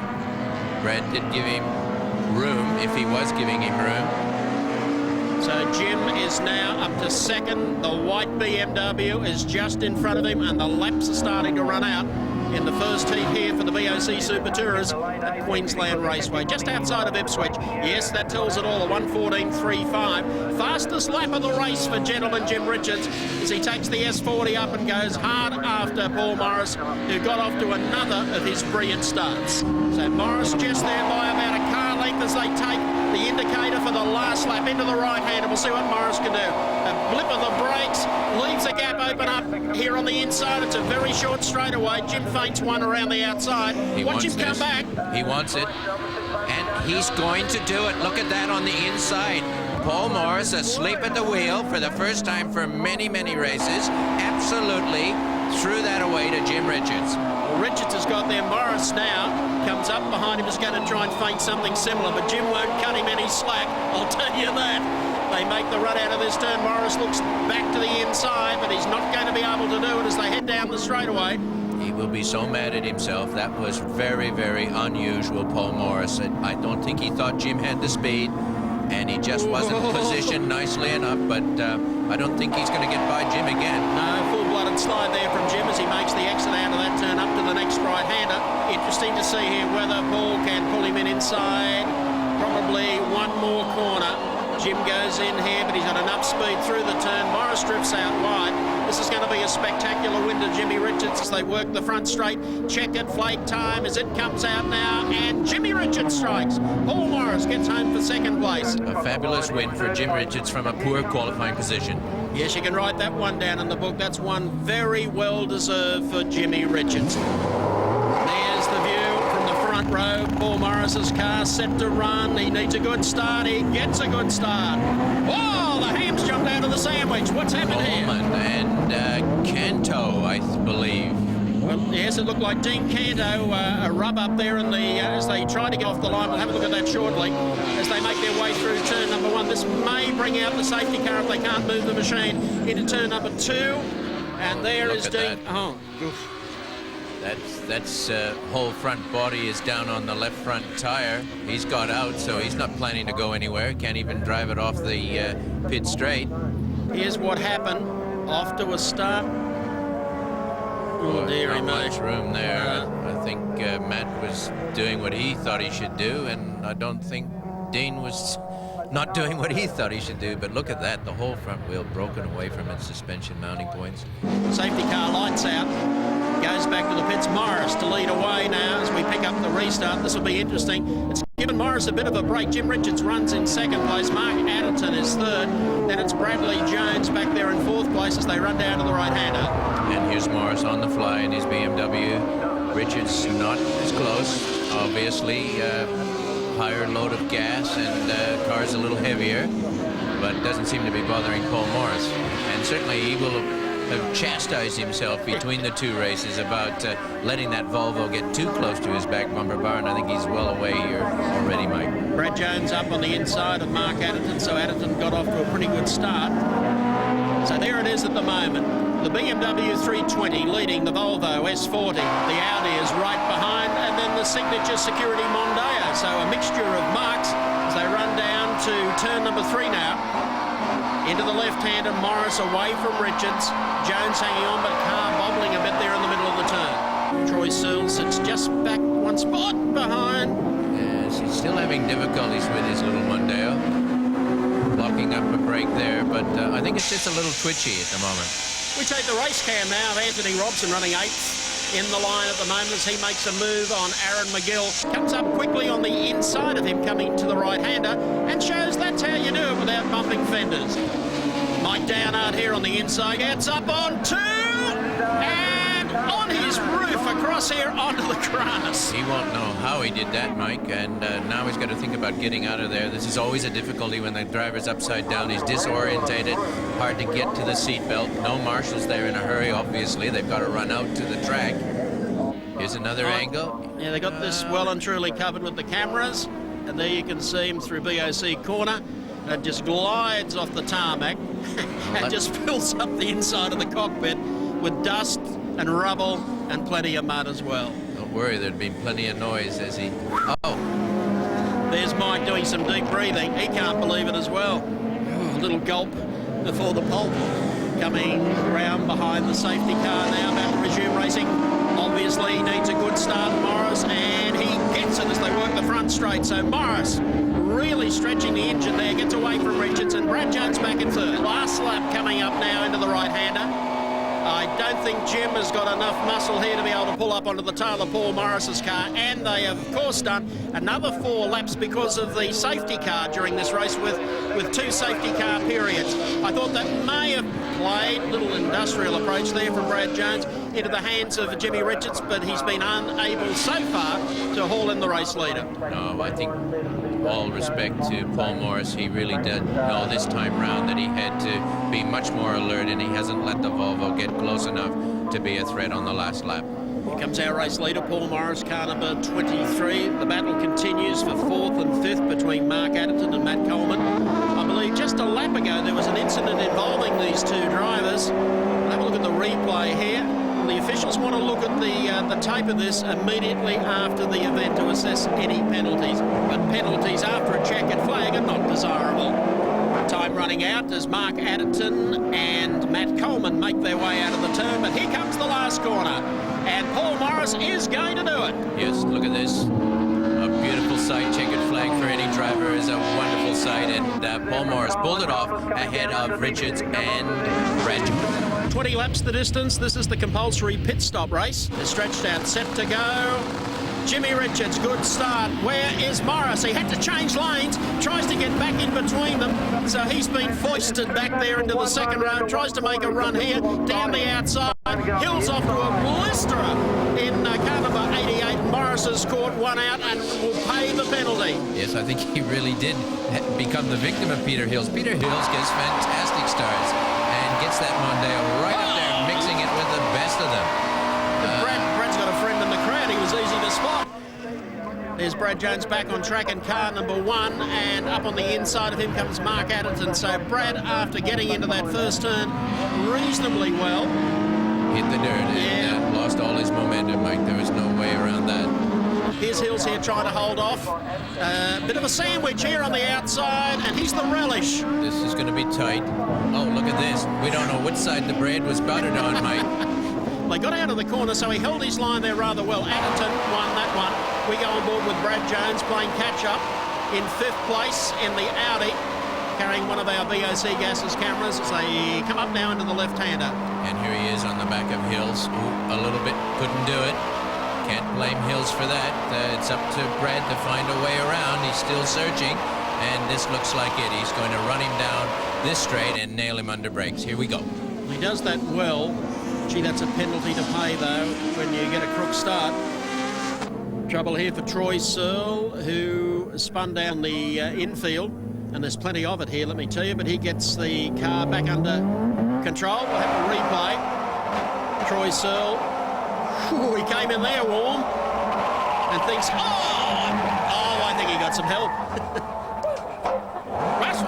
There's a few comments there that doesn't sound as if he's talking against himself.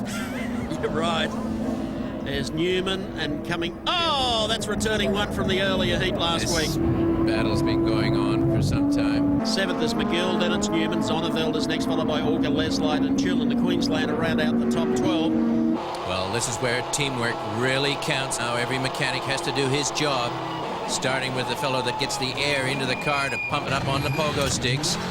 Onboard air jacks there, the car goes up, tires off. Only 2 tires required to be changed. Here's Morris taking advantage of the same stop as the leader. Yeah, I thought how quick was Richards, a 9.460. I don't know how he can beat that. And he was sitting in there behind Milton Leslight trying to get out of the pits as we check Morris. A day and a half. 13.5. Goodbye, the race is gone. Jim's got this one sewn up as Paul makes his way out of the pit area. They just have to be quicker than that. Yeah, speed limit in the pit lane, that's why they're going now. He's accelerating through the gears, 2nd, 3rd, 4th. But I think they can say goodbye to that. And the Oryx Fleet Audi, car number 1, he's bound for pit lane. Here he goes now, 60K, he's got to be careful. It's extremely slow for a driver to do that. He would think he could get out and walk faster. So just creeping along to find his pit spell. Well, to find it, he knows where it is. Boys waiting for him. Not only is he in, but also Mark Adderton is in behind him. So we'll see how quick that the Audi boys can go to work here. Already up to 7. 8 seconds, 9, 12. 13.2. That's not good enough. And out goes Adderton as well, sitting in behind him. Well, the main idea of a pit stop race is to win the pit stop. And Brad Jones has been doing very well in the pit stop races so far. And there you can see he's rejoined the race. Paul Morris is now gone from second back to third. So that pit stop has got even costlier. Richards the leader, Jones now in second, Morris is third, followed by Hills Robson. That's the order, as Paul Morris has a lot of catch-up to do. It's the war zone today for Aaron McGill again. Well, he's had everybody else sideswipe him, so let's see whether the Peugeot 405 can go by without taking any paint off the Trinidad car. And look at the way he fights back. He snaps out of that corner and is badly placed now to capitalize. The Peugeot just nicely sitting on the inside, and we're back here. The green and gold fight is on again. Yeah, Tony Newman's got back on the inside of him, so he's gone back a couple of spots here. So one thing you have to say about McGill, he doesn't give up. Here comes Newman down. Oh, there he goes. He didn't give up on the brake pedal that time. Well, we just sent him out there to test how good the sand trap was at Queensland Raceway. It's quite effective, actually, and he'll now rejoin the race. There's David Auger coming into the pits for a McDonald's penalty. Yes, a drive-through penalty, Mike. He's obviously been pinged for speeding in the pit lane. And so too is Mark Adderton. Both of them. Very savage, the officials. They got the radar gun in the pit lane, and as you saw the sign, 60K, everybody knows that's what they have to stick to. Coming up to the next right-hander. This is where Morris closes up, as you can see, lap after lap, but I think time has gotten away from Paul. They make the exit out of that corner. They run down on a very similar straight. You get confused here at Queensland Raceway. A left-hander is the next one coming up. Is there a gap there? He is close. He really doesn't went into banging doors at any stage of this race and then drop out of the contention. Now that brings them back through the centre section as Richards takes the last corner, comes out of there wide with a smile from ear to ear as the checkered flag unfolds, and Jimmy Richards gets across the line and pulls up a swag of points in the Championship Series. Last corner coming up now for Brad Jones, who looks like he is in fact going to pick up second place as he gets across the line. Paul Morris right behind him. A disappointing race for Paul Morris, but a bad start really did cost him big time in the BMW 320.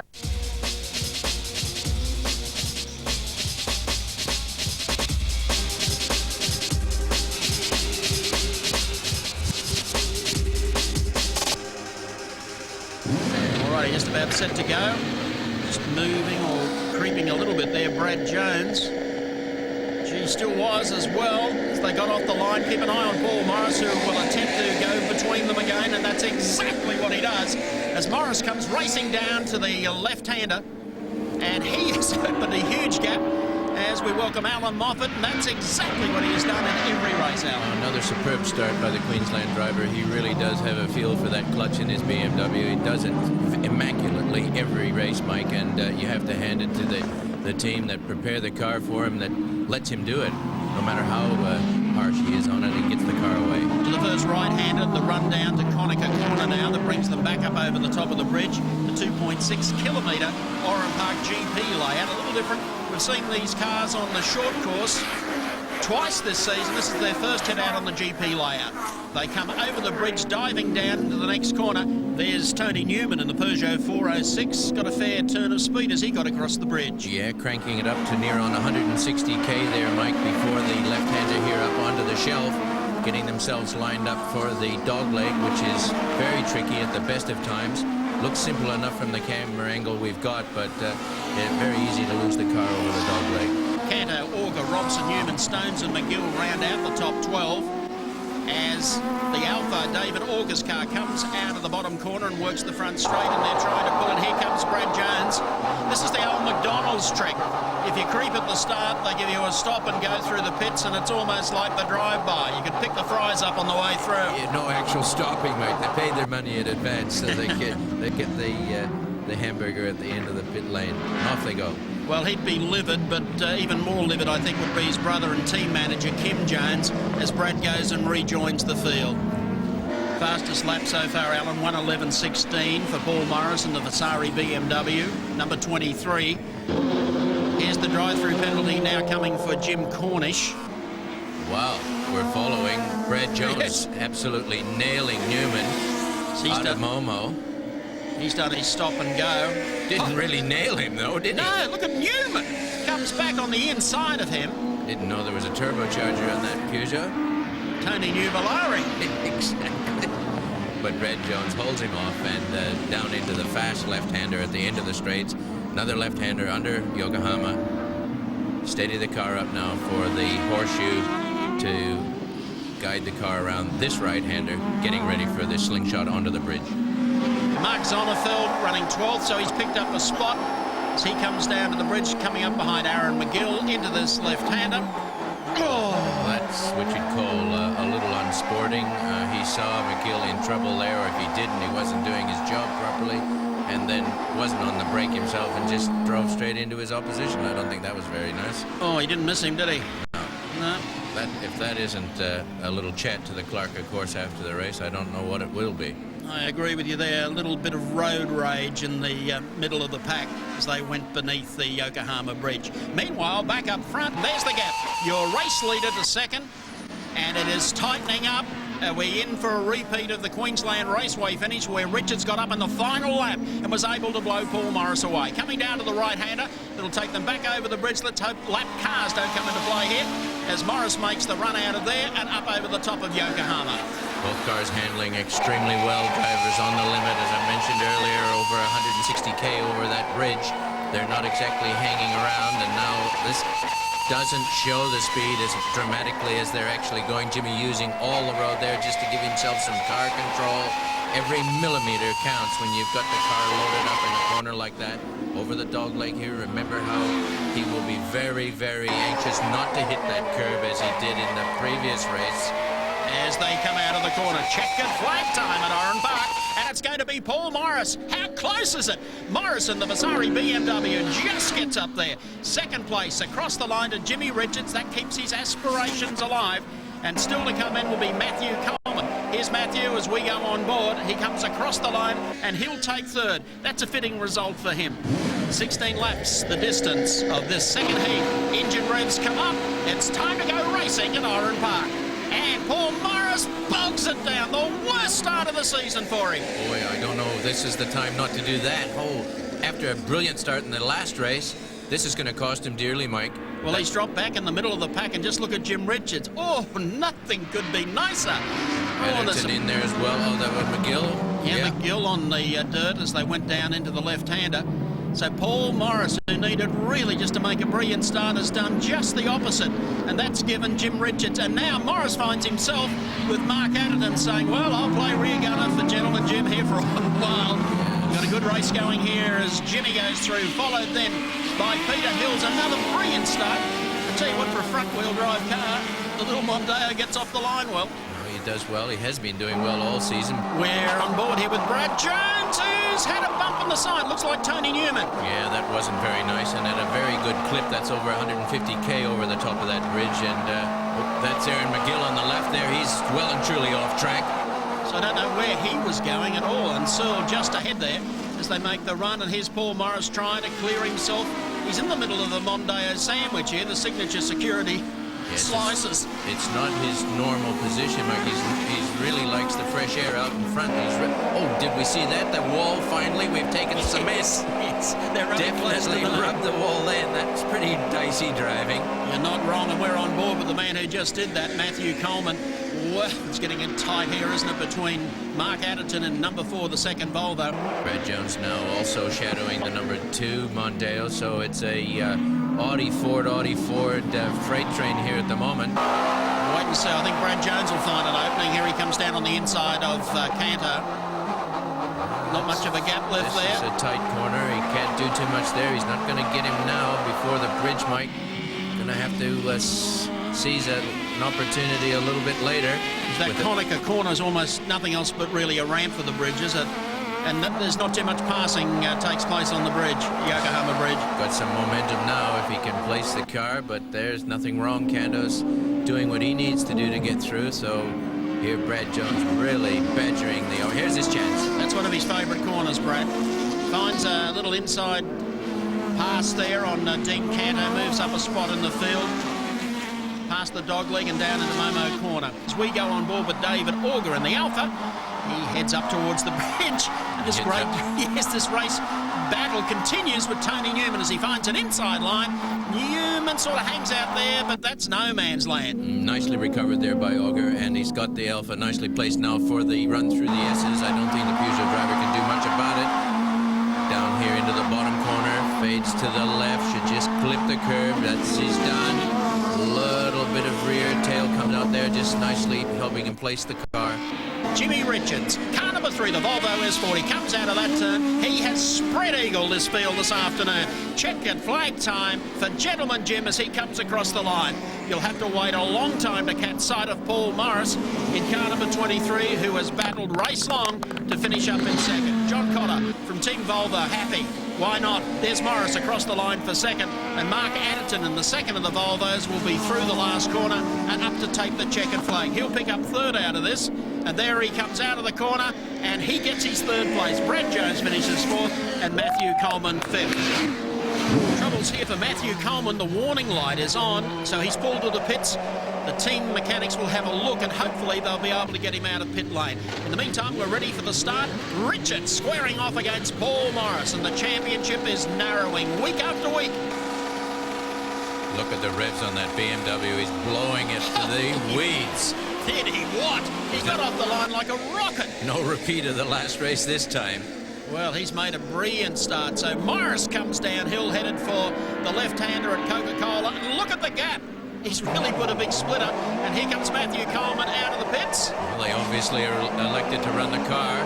Matt did the right thing, came in if he saw a warning light. But the mechanics are giving it the all clear, and he's got the whole field he's got to pass now. Well, they've come under Yokohama bridges. Morris goes through there. Jimmy Richards is the next, then followed by Brad Jones. At least something's happening good for Brad today. There's the gap. Jim's been able to reduce that around this tricky little bit of the racetrack. Peter Hill's up there smartly. Mark Adderton's gone through. There goes the Trinova cars like the bucking Bronco. Yes, he's got the yo-yos there a bit, but he's been knocked around all day, Mike. I think he's probably lucky to be able to keep the car running. You're right there. Anthony Robson goes through, and there's the gap. He opens it up again, so that's a pretty fair gap inside the first half lap back to Jimmy Richards. Well, Paul Morris has got a beautiful handling car. He really has got a team behind him that has given him something that he can put his foot down on, and he's doing that right now. He certainly is as they make the run to Momo Corner.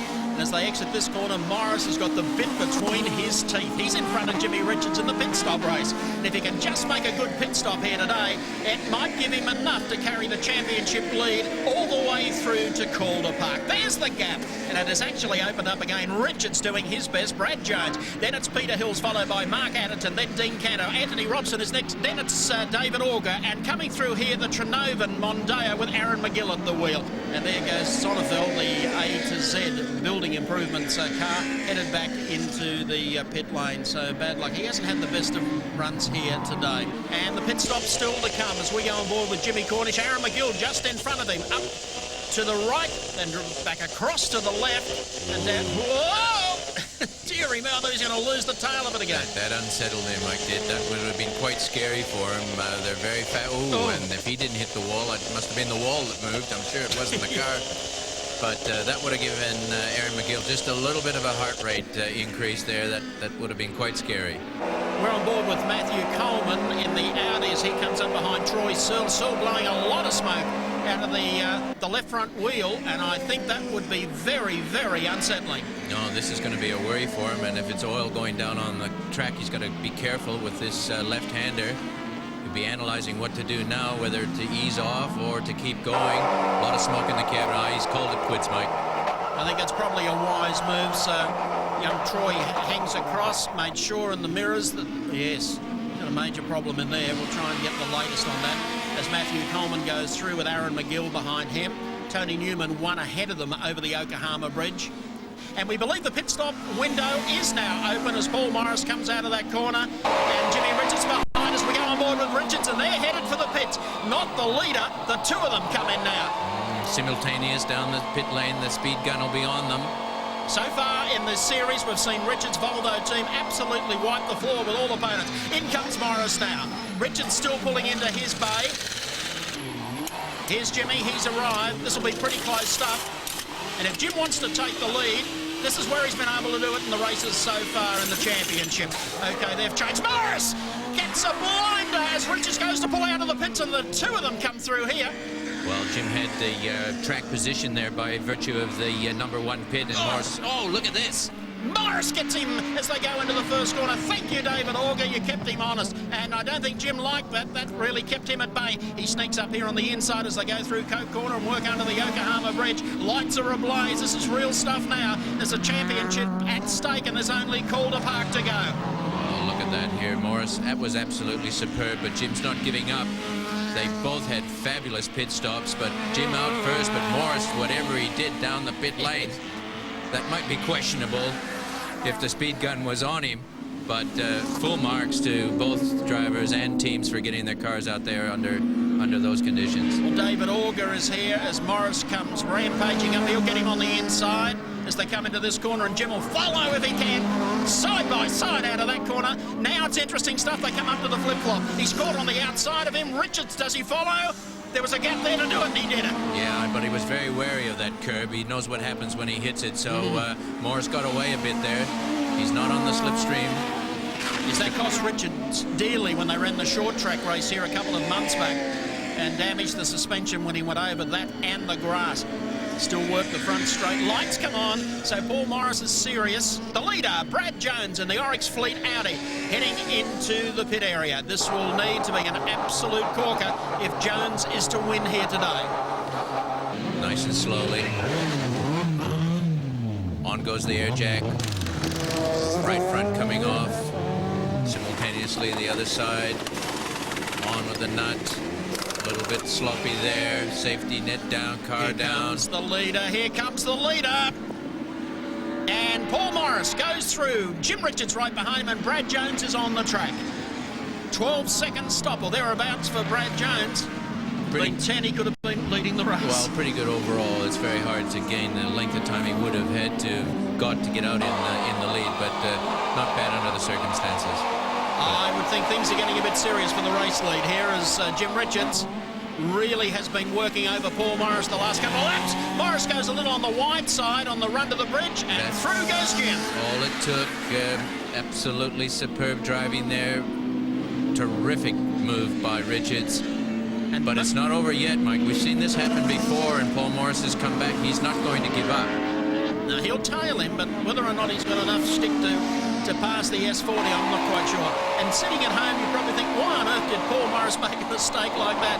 You only make one with Jim Richards, and he capitalises totally. We go on board here with Jimmy Richards.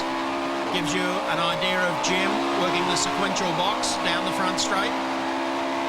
Over to the right, he fades as far as he can so that he gets a real nice attack angle down to Coca-Cola, down through the gears, on the brakes hard.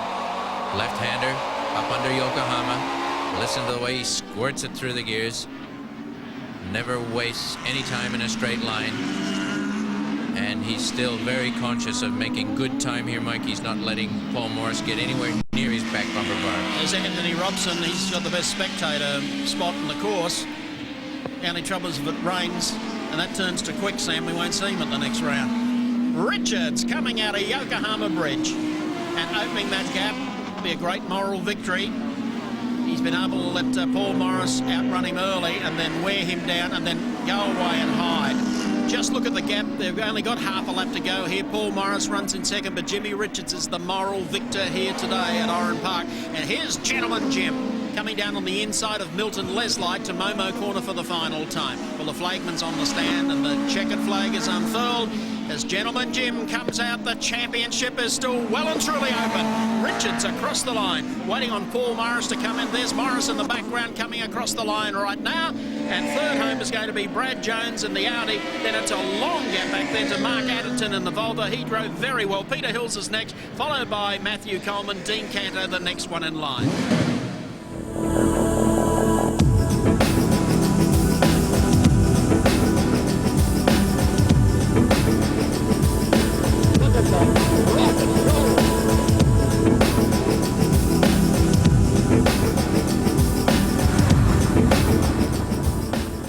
Well, they're just about set to go. Allan Moffat along with me to call the action for you from Calder. Beautiful day as it's turned out.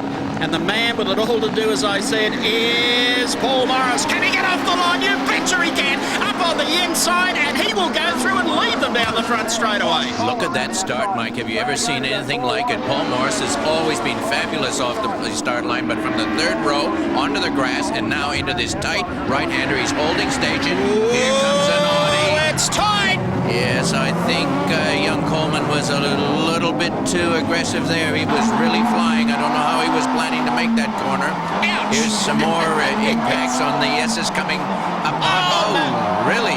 That's Mark Zonnerfeld. Got very much sideways. What an opening first turn. Cameron McLean going off in company with the Audi driver, and now they've got a lot of work to do. Paul Morris, in the meantime, comes down to BOC corner. John Henderson going through. We're waiting on the rest of them. There goes McGill, followed by the Alpha. Tony Newman is next.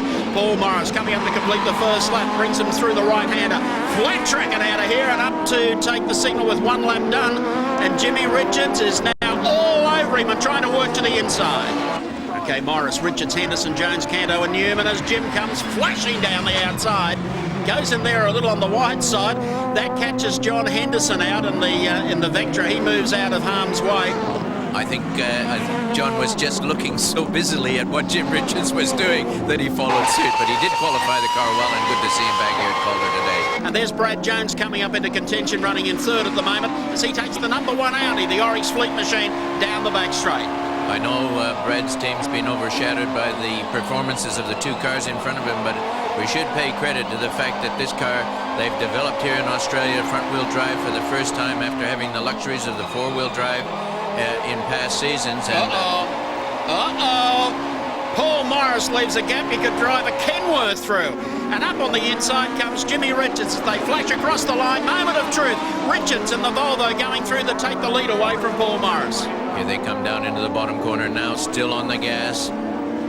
Not on the brakes yet. Look at this brake duo, but Jim's on the inside and he should be able to take it. Which is exactly what he does. What about that, Paul? Oh, that thing's got some squirt. Sure has. Unbelievable. And that has got more grunt than I've ever seen that thing have before. 11th place Matthew Coleman comes up here. Mark Zonnerfeld just in front of him. They've all regained their composure again after an off in the first corner. Down on the inside of Zonnerfeld. Round goes Zonnerfeld. And Zonnerfeld's trying to catch it back again as he goes across the circuit. And just straightens it out before connecting with the concrete wall.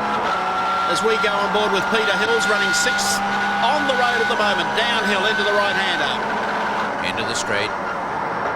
Should take the right-hander. No, he hasn't taken it at all. He's through the escape road, Mike. Holy moly, hang on to it, boy. The next stop is the Melbourne Town Hall. If he doesn't pull it up soon, obviously, no brakes whatsoever. He's going quietly through the gears, screaming at his pit crew, yes. A few expletives. I don't know, you turn left and go back some other way. Can't get out of here other than with a tractor. It is not the runoff you really need to have problems with, and very, very lucky as dry as it was. Have a look at this again, and just think of the frustration. Listen to the noise.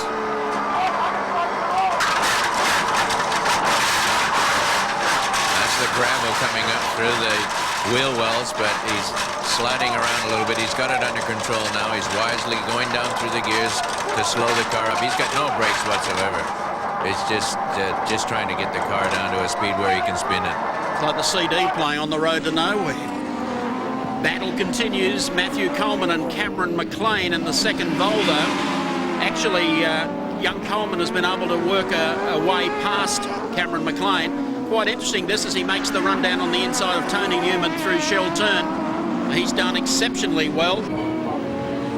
Jimmy Richards 59.52, no doubt about it.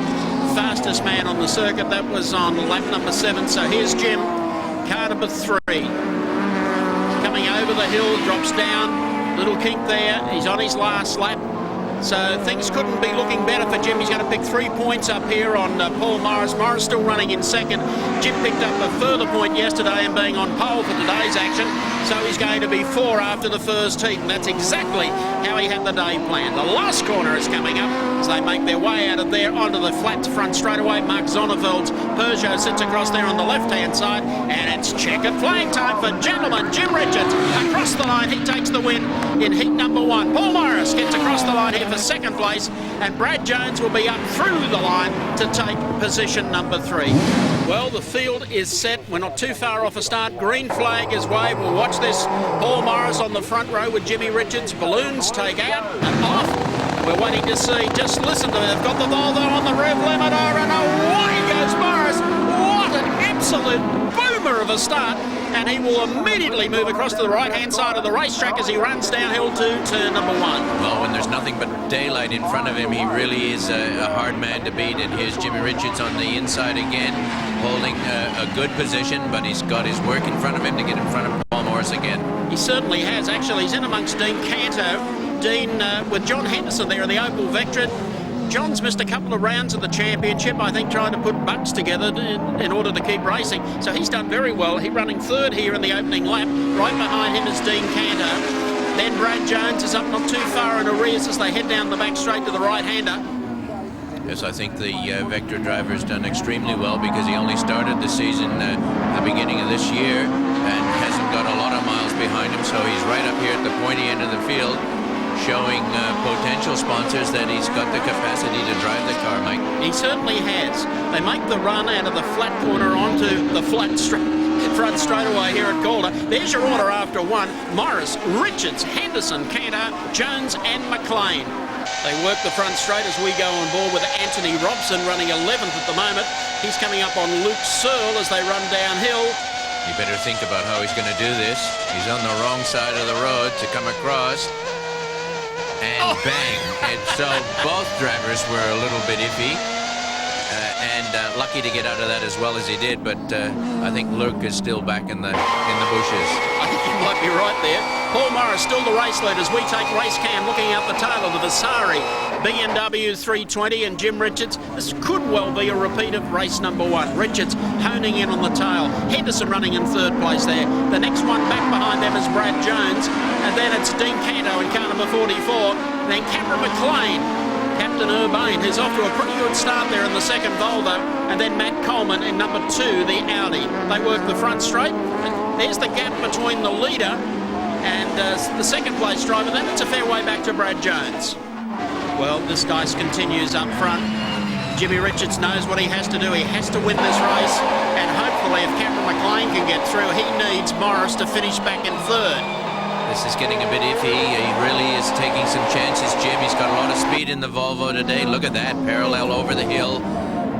There's a kink here that isn't going to be too comfortable for either driver, but Jim comes through. Great move, that from Richards. Yes, that was extremely well placed, and you saw Paul jumping the curbs to try and stay in front of him. We sure did. Actually, it surprises me the amount of clean racing. This is a tigerish championship at the head of the pack. But these two guys are giving each other racing room, and I think Morris really knows that Jim Richards has clearly got a faster car here today. What he has to do is make sure he finishes no worse than 2nd in the 3 heats. The battle now for 10th. Aaron McGill just in front of Luke Searle. Canto, Hills, Robson, McGill, Searle and Leslie are 7 through 12 as they work the front straight now at Calder Park. A little gap opening up here on the inside, and that puts Searle up on the inside of McGill. Yeah, the BMW driver got a slightly better run onto the straight, and here we are on board with him as he's just holding off the Mondeo on his left. He's crowding him a bit to the left. A little bit of an over rev there with the light going on. Oh, grab for the Trinovans. Anything will help here. Aaron McGill. God, I was going to say, we haven't seen much of Aaron today. He always provides us with plenty of thrills and excitement. Well, he just got outfoxed under braking there, Mike, and he paid the penalty for dueling with someone on the inside. Brad Jones coming down, Cameron McLean right behind him, Paul Morris goes through, and coming up to the last corner now that brings them back onto the start-finishing straight here at Calder. Checkered flag time. He pulled 1 point back in qualifying, 3 in the first heat. Here's another 3 to go with it, and Jimmy Richards gets across the checkered flag. Second place is going to go to Paul Morris, so that second will still keep him in the championship hunt. Third place will go to Brad Jones of the Audi, followed then by Cameron McLean, and that's the score on the top 4. As you would expect. Jimmy Richards, Paul Morris, head-to-head. This is the grand final of the BOC Gas Super Touring Championship of Australia. They're racing, green flag on as Morris won the start. You betcha! He gets up on the inside and goes charging down the inside here to try and pull into the right-hand lane, and he's done that. I can't believe the start, Al. No, he's done extremely well 3 times in a row today, Mike. Absolutely superb. Rev limiters blazing there. You saw the backfire coming out of the tailpipe of that little BMW, and Paul Morris away to a good start here in the final. Now, Jimmy Richards back in the pack a little. Peter Hill's there in 5th. Little touch on the way through there.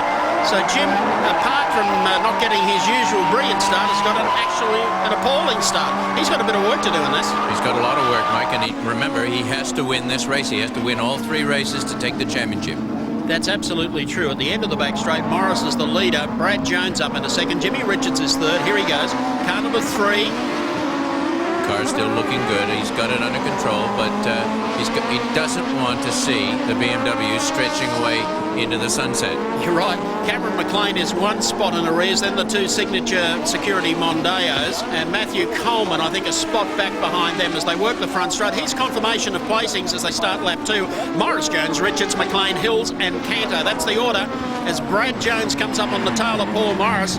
Brad Jones doing the right thing. He's got a race to win if he can. Everybody wants to get onto the podium, so he's not letting Paul Morris out of his sights if he possibly can avoid it. And Jim Richards still working here now. He's got the zigzag up the back straight. Very quick here in the earlier races. Yes, he's picked up a little bit on Brad.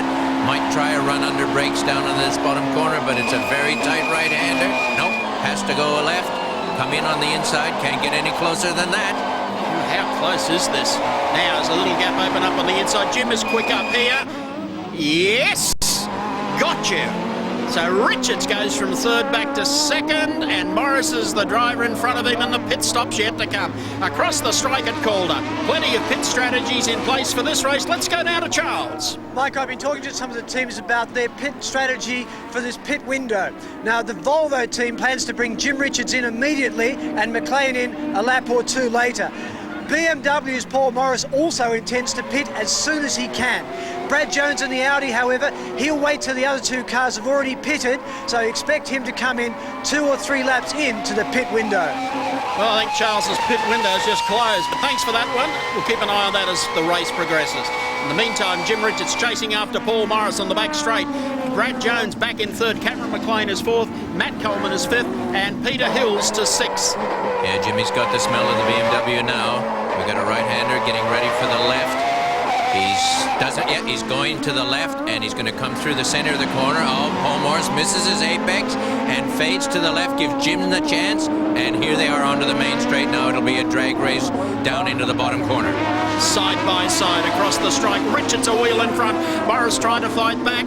There's no room here. You can't go on the outside. Brad Jones tries to close it up back on the inside. But this is going to be Richards' corner, and he takes the lead. Jones is coming as well. Look at this. He's going to take the curb, giving Morris a real run for his money. Taillights went flying there in that scrap. So, Paul Morris into 3rd spot. His nightmare starts to unfold. Jimmy in front. He's got the race in hand. But you're right about that. It's an absolute nightmare, and that's probably as a result of the touch with Paul Morris from Brad Jones. Jones sitting back thinking, well, you got what you deserved there when you dived into the side of me. In the meantime, Cameron McLean is all of a sudden quite excited because he's got a chance here of being able to pick up Paul Morris before the pit stop. Well, Paul will be really worried now. He's definitely starting to fade here. He doesn't know how long this wounded Audi is going to stay wounded. But the number 2 Volvo right on his bumper bar now, bearing in mind he must finish 2nd with Richards out in front. Morris at this stage back to 3rd. So the scenario was 5 points the difference as they entered into this race. And it really needs Paul Morris to finish 2nd to lock up the championship. Still be a fairly nervous time for Brad Jones seeing all that smoke coming off. He doesn't know how badly he's wearing that tire, Mike. Well, the pit stop window is now open. They nominate between what laps that the pit stops can actually commence. The word from Charles a little earlier was that Jim Richards will be the first one headed for the pits. We picked them up coming down the back straight. Richards is your race leader. Paul Morris back in 3rd. Brad is just ahead of him as they come into the right-hander. Now it's across to the left. A short stab of the throttle. then back up into the right turn, and that brings them back onto the start-finishing straight. So start to look now for drivers to bail off for the pits, and here's the first one. Our race leader Jimmy Richards coming in. Speed zone in the pits. Jim has just entered the zone. It was pretty quick before then. 60k, 60 kilometers an hour, very, very slow. It really is a crawl. Very hard for drivers to do this, that they could feel like they can get out and walk faster. Okay, we've got one pit position. Now change. 2 tires only, Mike. So naturally the front 2. Up in the air, 9 seconds. Nothing too flashy about this. 11 seconds. Oh, something's going on. Oh, the fellow, oh boy, have they blown this. 17, 18. He's still goodbye championship. 21 seconds. Oh, golly. Well, there's one mechanic that'll be the 4 sweeper next week. 23 seconds. Morris about to come in. Long, long pit entry here, Mike. He can still go quite quickly, parallel with the main straight. The 60k mark. We got Cameron McKean right behind him. Oh, almost rear-ended it. Underestimated it. He just wasn't certain when Paul Morris was going to stop. Can you imagine what would have happened if he touched Morris and put him out of the race and into the concrete wall? They've been on his head with hammers in the rival pit stop. Here's Cameron McLean coming in for his pit stop. That's the second of the Volvo S40s. And here comes Paul Morris. Locked up there, that's okay. Those tires are coming off. The airline going in at the back to bring the onboard air jacks up. Off goes the left front, just throws it away. He doesn't care where that's going. Somebody else will pick it up. This is methodical. This is pretty good. 11.980, not bad. And keeping in mind, he lost most of his time getting into the pits. The run out for him was much quicker. Brad Jones, in the meantime, has taken over the lead in the championship race. But the important thing is that Morris is on the track and has track position over the 2 Volvos. And here comes our race leader, Brad Jones, into the pit in the Oryx Fleet Audi. Well, it's a slow trip all the way down to the end of the pit lane. Mikey's got to go right down to the very end. It must seem like an eternity. But he will be the first one out. It's a long way, Allan, and here they come. Timer ready to start.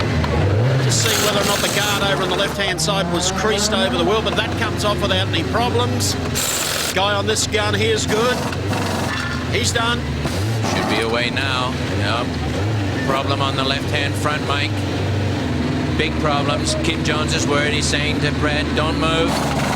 Come on. Another dreadful stop, mate. 21 seconds. I think that the Volvo and the Audi teams unfortunately read from the same book of how to get the longest pit stop in a race. That's bad luck indeed for those 2 drivers. They had terrific track position and they've thrown it away through their pit stop. So Brad Jones rejoins the race in car number 1, the Oryx Audi. Here comes Richards storming after the lead, and Paul Morris is just there as they work the back straight. Richards has the inside, so I think Morris is going to give him the corner. No, he's not. He hangs in there. No, thank you, Mike. He said, to hell with you. I'm going to keep it as long as I can. That might well be this corner. Look for Richards. Goes in wide. Tries to tuck it back on the inside. And this is where he's passed him 3 times today. Make that 4 as he comes out of the corner. So Richards coming up on the inside of Morris, and they race it out door handle to door handle down the front straight away. Richards has got the line for the next turn, and he's going to go in here under brakes and make sure that Morris stays to the outside. And hopefully, if McLean is there, he can do something about it, but he's not. Oh, beautiful bit of driving there by Jim Richards. He set the BMW up lap after lap and just got him where he wanted it, nice and safely at the end of the main straight. So through the S's, up onto the shelf, over the hill, and down into the kink. He can't make a mistake now. It's a championship at stake. He can smell the second Volvo on his tail. And they work the back straight. They've gone through zigzag lane and head down to 2 turns away from the checkered flag. Richards has gone through, Morris is there, and Cameron McLean still closing. He's going to have to work hard to get him here, though. I don't think Morris is going to have to worry too much, Mike. You're right there. Time is out. They're starting to unfurl the checkered flag. A Volvo S40 heads out of the last corner. Checkered flag for Jim Richards and a championship for Paul Morris. Well done to both drivers.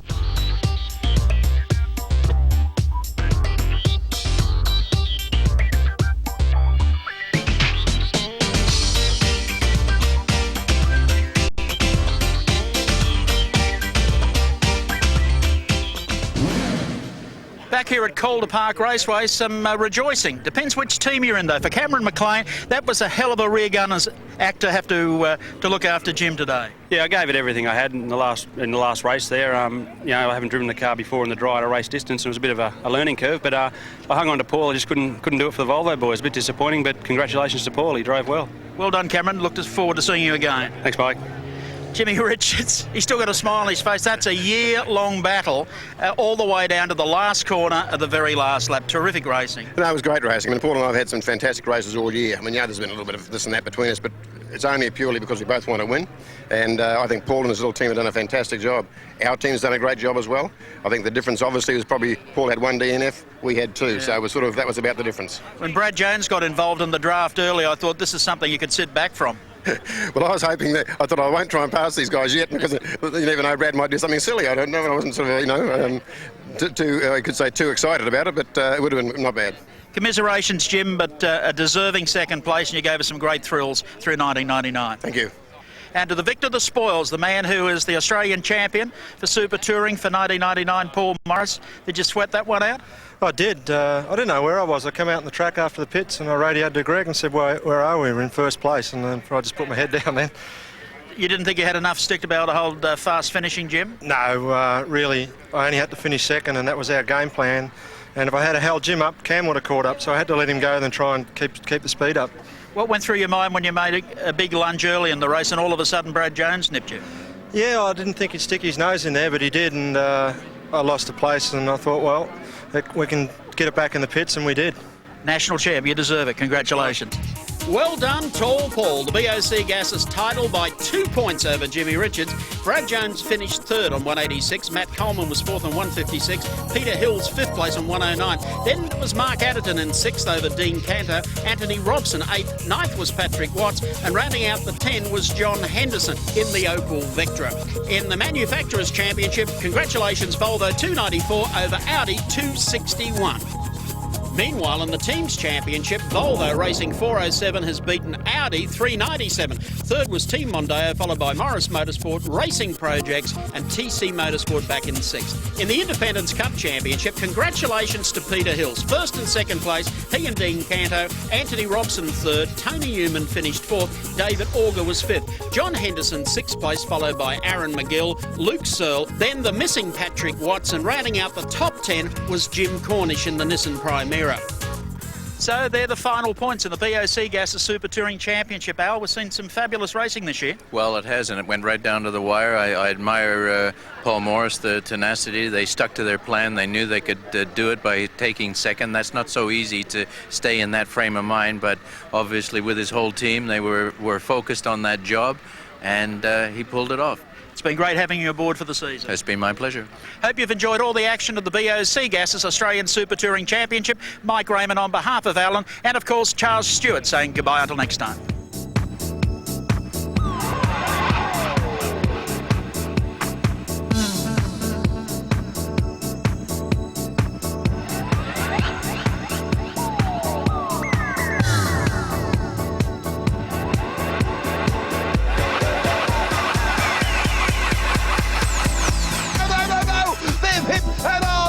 Shot, let me tell you, Longhurst tried. Oh, he's not happy either, Longhurst. He gets out of the car. I can't believe this. They're teammates, these two. Oh no, he's put the Biffo back into the Beagle.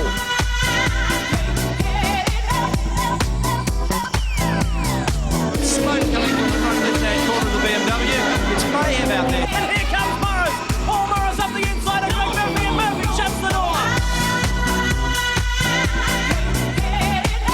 We ride now with Stephen Richards, and Brabham's gone sideways. Jeff Brabham has spun the Diet Coke BMW, and O'Brien has come in contact with Cameron McLean. Murphy up the inside of Morris now, side by side. Morris is out into the dirt, a bit of dirt tracking. He goes wide. Here comes Stephen Richards now in the Valvoline Honda. Around, a bit of a touch there on the grass. This is big stuff. And Richards is off, sideways, locks it up. Oh no, Richards into the wall. On board now with Brad Jones. He is cut. What a lose. Brad Jones has gone around like a merry-go-round and into the earth wall. There's been contact. Oh, Jones is off. Brabham's off as well. They spin. It's a repeat of Winton. Winton all over again. Oh,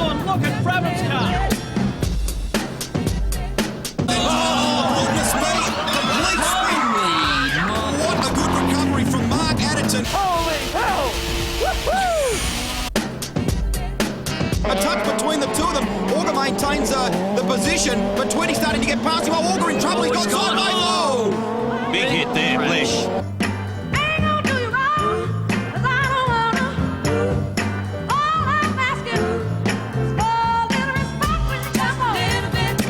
Tony Newman in trouble. I don't know what's gone on there. That is a huge off.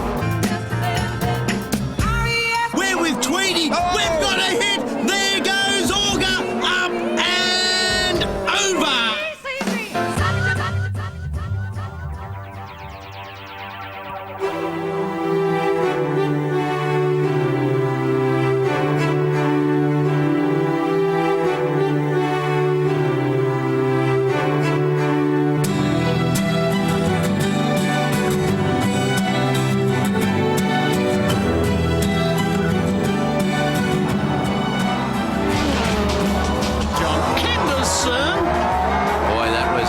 If you ever saw one. Gee, that's not the place to pass. I don't think he's about to pass. He's gone off. Whoa, it's gone. He's gone. He's caught it and straightened it out. Oh. Well, that was a case of, I think, hand down on the gear lever. I'm fine.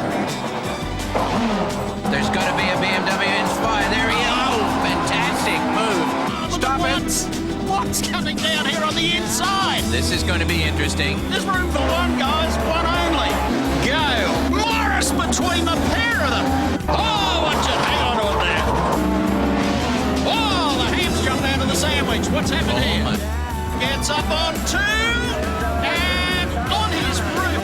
Checkered flag time and Paul Morris with the arm in the air. Two hands in the air.